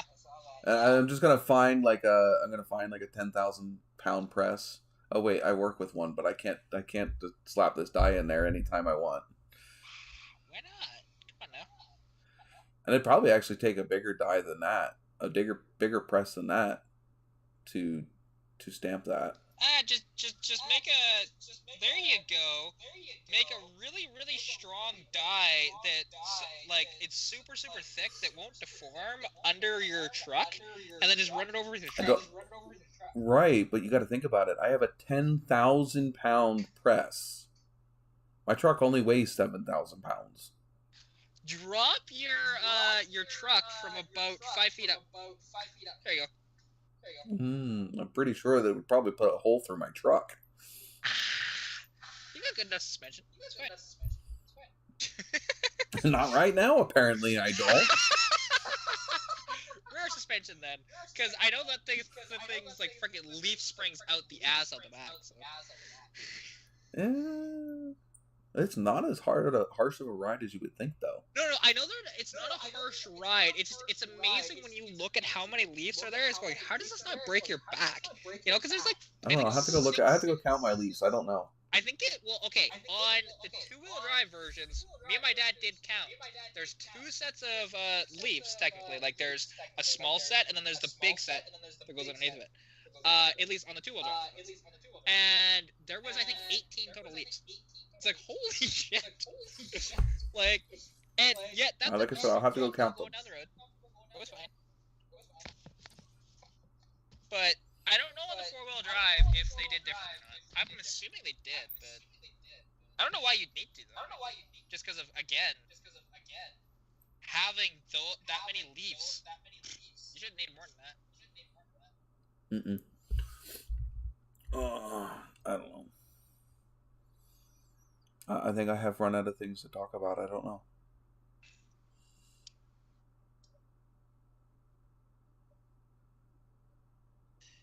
I don't know. I'm kind of upset. I still don't have my big tires on my truck yet.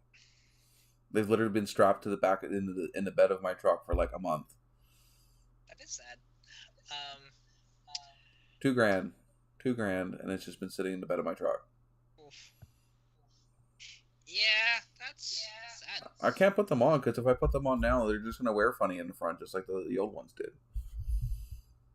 Yeah, because you need to, you need to go under there, see if any of what they said was true.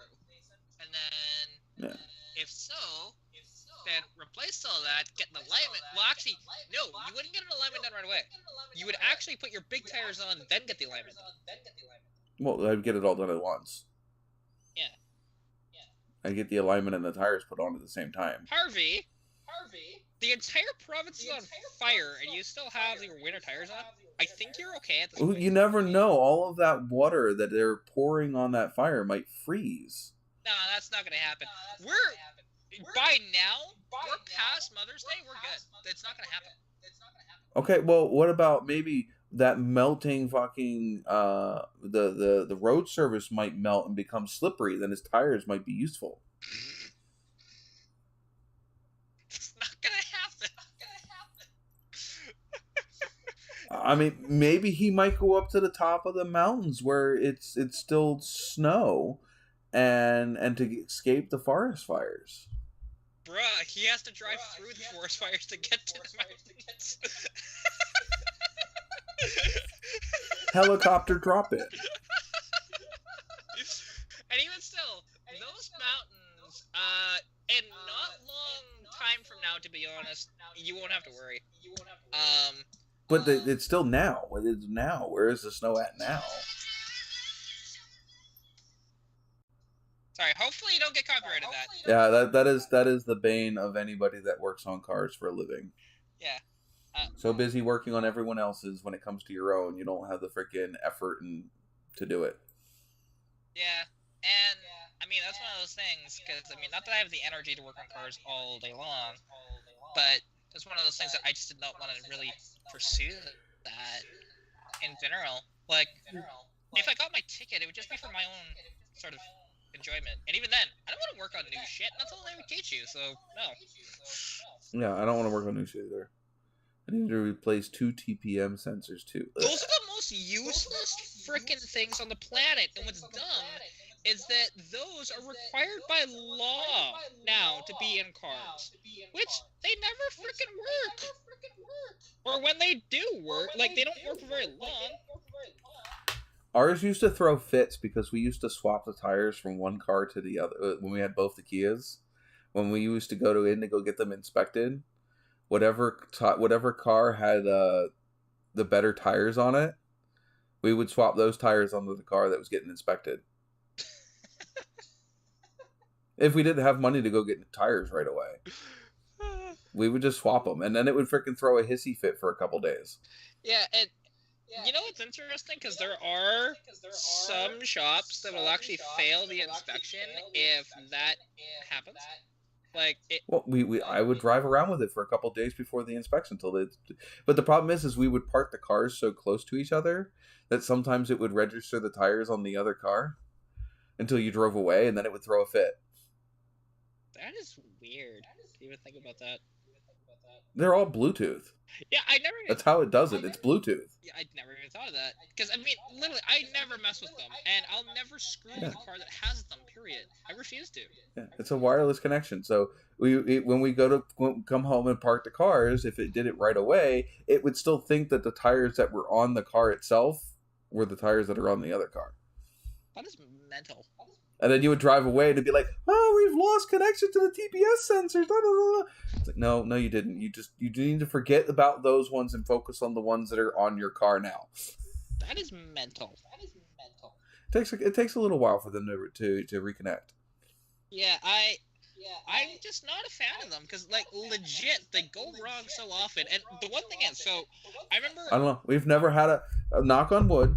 We have never had a problem with the ones that are on our Kias. Well, see, like, I've not had to replace a single one. Yeah, see, now, when I was getting my ball joint replaced, the thing is, which I've actually replaced that same ball joint twice. These cheap-ass parts. Go out to, the shop that, it's still a shop in town that I trust now, because, he doesn't have a shop anymore. I don't know what shop I trust anymore with what my freaking luck last couple of times. Yeah, well, I mean, I have the owner's personal phone number, so there's that. I could text him right now if I wanted to. But anyways. Will you leave my hood unlatched and let it blow up as soon as I leave? But anyways, so my poor truck. I remember like when I went down there again. I was just getting the ball joint replaced because I was trying to figure out what this issue was because I'm like, there's no way it's the ball joint. I just got that replaced like 4 months or I think it was 6 months in. And you shake the car and you hear this clunk clunk clunk clunk clunk. Everybody was thinking it was my blend door activator. But it's like, no, it's not that. It's something else. And they looked at it and went, yeah, it's a ball joint. Fuck, you guys replaced that. And yeah, they didn't charge me the, I had to buy the part, but they didn't actually charge me labor on that because they're like, yeah, this shouldn't have went this quickly. So, but anyways, I was in the, just the waiting area, just waiting, for, that to be done. And the thing is, I remember there was somebody in there that had a Toyota RAV4, and they needed TPMS sensors, and they said, yeah, so if you actually want to replace those, I wouldn't even bother. That is only going to be $400. I'm like, sorry? $400 for TPMS sensors? Piss off. But luckily they're not a shop that just does that. And, yeah, I saw the pictures in the group chat. That's just horrible. I'm sure the people in the chat didn't see them. I know. I just said that I did. Harvey, I think I was just out of. Actually, it wasn't 4 months. I think it was like a year. I was just out of the freaking warranty. That always happens to me. Because I right now have, and I'm actually a little pissed off at Canadian Tire for this. So I have a boroscope. I bought this just over a year ago. Now, there's a problem with it. There might be an internal battery that I don't know about that I can replace and it's fine. But it's supposed to be a rechargeable system, but it's not. For some reason. It's a very expensive boroscope. I think I spent like $180 on it. And the thing is, what I found out is if it's plugged in, it's fine. It works. So I went out there to do it. It turns out I was like about 11 days out of the warranty, and they said, sorry, we can't warranty this. What? Assholes. Right? Oh, and I was pissed, and I just said, really, so you can't do anything for me? It's just like, no, we can't. And, the guy had the audacity to say, have a nice day, and I said, fuck off. Right to him. Just outright to him. You're so good. You're so polite. At that moment, I was just like, that's not. You see somebody that's visibly upset. Because I yelled too. You don't say that. If you've ever been in service, customer service, if you're ever in customer service, it's just a thing you have to do. Yeah, but at that they know you're gonna get pissy. Just to shut your mouth. To be honest, I think he knew. I think he knew he was just being a bit of a dick in that regard. Because you don't say that. If somebody is visibly mad when you weren't able to help them, you don't say have a nice day. You just no. No, that's just being like a troll. But again, and I don't typically lose my cool. But when you spend that much money on something, you expect it to work. Right? Now, So I just ran another Ethernet test. Yeah, I don't want to hear it. It's not receiving enough video. What the hell are you talking about? Yeah, I don't want to hear your Ethernet test. I can piss off.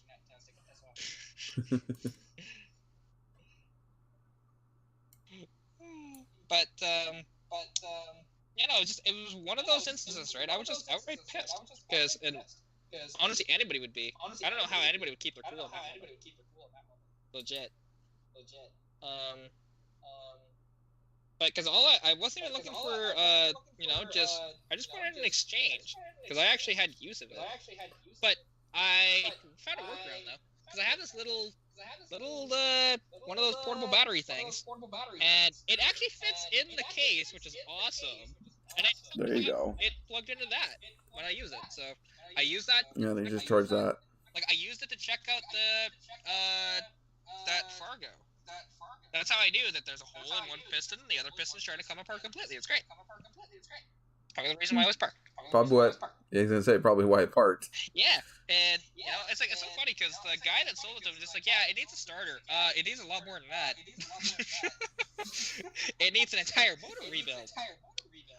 Yeah, it's probably the starter probably didn't fail. It just probably couldn't turn the locked up engine. Now I will say, if I put more of a Mr. Oil in that and let it sit, it might actually unseize it. I might be able to get it running. It just wouldn't run well, but it wouldn't run. But I'm not going to do that. I'm not going to spend any money on it because it's not worth it. Even for YouTube content, it's not worth it. Because I don't think I get enough views on a 48 Fargo. If it was a Chevy or a Ford, different story. It's a Dodge from that time period. Don't care. People don't care. Like, that video on YouTube didn't do that well, to be honest. I was hoping it was going to do more than that, because it's cool. It's a Survivor freaking Fargo. And it has, 600 views, maybe? Which is not that great. Let's just say Fargo. Yeah, it has 645 views. The shorts of it actually have better views than that. But the long videos, no. So, and the shorts you don't get anything off of. But, and something that I was surprised to see, so, my parts car, I happen to have an 83 Mustang convertible parts car. I actually got it running last summer. It was freaking awesome to drive the thing around the yard. Because it's got no front fenders on it, it's got no doors on it, doesn't have a roof on it anymore. Right? Is that the one that you had to use, zip ties or something to hold the linkage for where it was supposed to go? Yeah, so what I did was, on the automatic shifter, I didn't use a zip tie. What I did was, I used a screwdriver as my shift handle. Because so basically, if you know about transmissions in general, especially automatics, it has this cable basically that goes up to the shifter. But there's no shifter there, period. So it's like, what do I do with this? And you can see in the video, I'm trying to figure out where the hell, reverse is and where drive is. Because it's just, yes, I know it's like click, click, click, click, click, park, reverse, neutral, drive, 1, 2. Or 2, 1. But it's trying to figure out, okay, how much of a distance it is for the clicks. Because you can't really feel it, Right. Because there's no shifter for the resistance. And it doesn't have a detent in the transmission itself? No, it's an automatic. So it doesn't go... Well, no, an automatic still has a detent. The detent is just where the ball, where it clicks into position for each gear.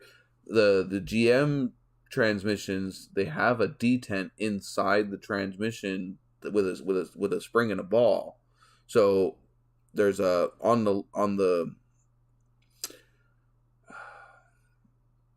the gear selector lever, it's got a bunch of bumps, and then in the case there's a spring and a ball, and every time that the gear selector moves, obviously that spring and ball push out of the way, next one comes in, the spring and ball pops back out, and that's the click. See, I don't know on the C4 design how it goes, to be honest. I haven't really looked at it too closely. Yeah, and in fact the Dodge is the same way. Yeah, but regardless though, there wasn't much of one, and like, there was a little bit of a resistance, not like a ton though that we would think of. But the thing is, because it wasn't technically okay, it's designed for something to move like this to pull it forward and back, right? Not pull it upwards and back. And no, Harvey, I only use shoelaces to keep my windshield wipers on. There's a shoelace currently holding on my windshield wiper at this moment. And which that was a debacle because I guess we haven't had a live stream since then.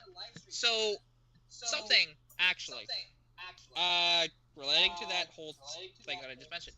So last Thursday when I went to see Disturbed, like not this past week but the week before. We were there for the Disturbed. Do you think you had just came back from the Disturbed thing? Well, or was it right before? No, because that was last weekend. You didn't do it because you didn't have a live stream last weekend. I talked about it in the live stream chat, I think. But the thing is, so me and my dad were driving up to go see Disturbed on Thursday, and luckily we left quite early because these instances of having to stop on the side of the highway because my wiper's trying to fly off its freaking arm. I stopped twice. The first time was just, okay, I know how the wiper goes in, I just quickly pull up on the tab, and I yank on it, it's like, okay, it feels pretty good. So then, go down the highway again, and it does it again. It's like, oh, son of a bitch. So, I'm trying to find something to keep it connected together. And my dad's behind me, so I just go up to his passenger window. It's pouring rain, like I'm soaked. And I just ask him, hey, do you have, like, duct tape or anything like that? And he goes, I know. He grabs his old pair of shoes that's in the car. He says he needs to replace them anyways. And he takes a shoelace off of that, so I tie that around it completely. And it's still there. It's great. And there you go. Harvey just explained it for that transmission thing.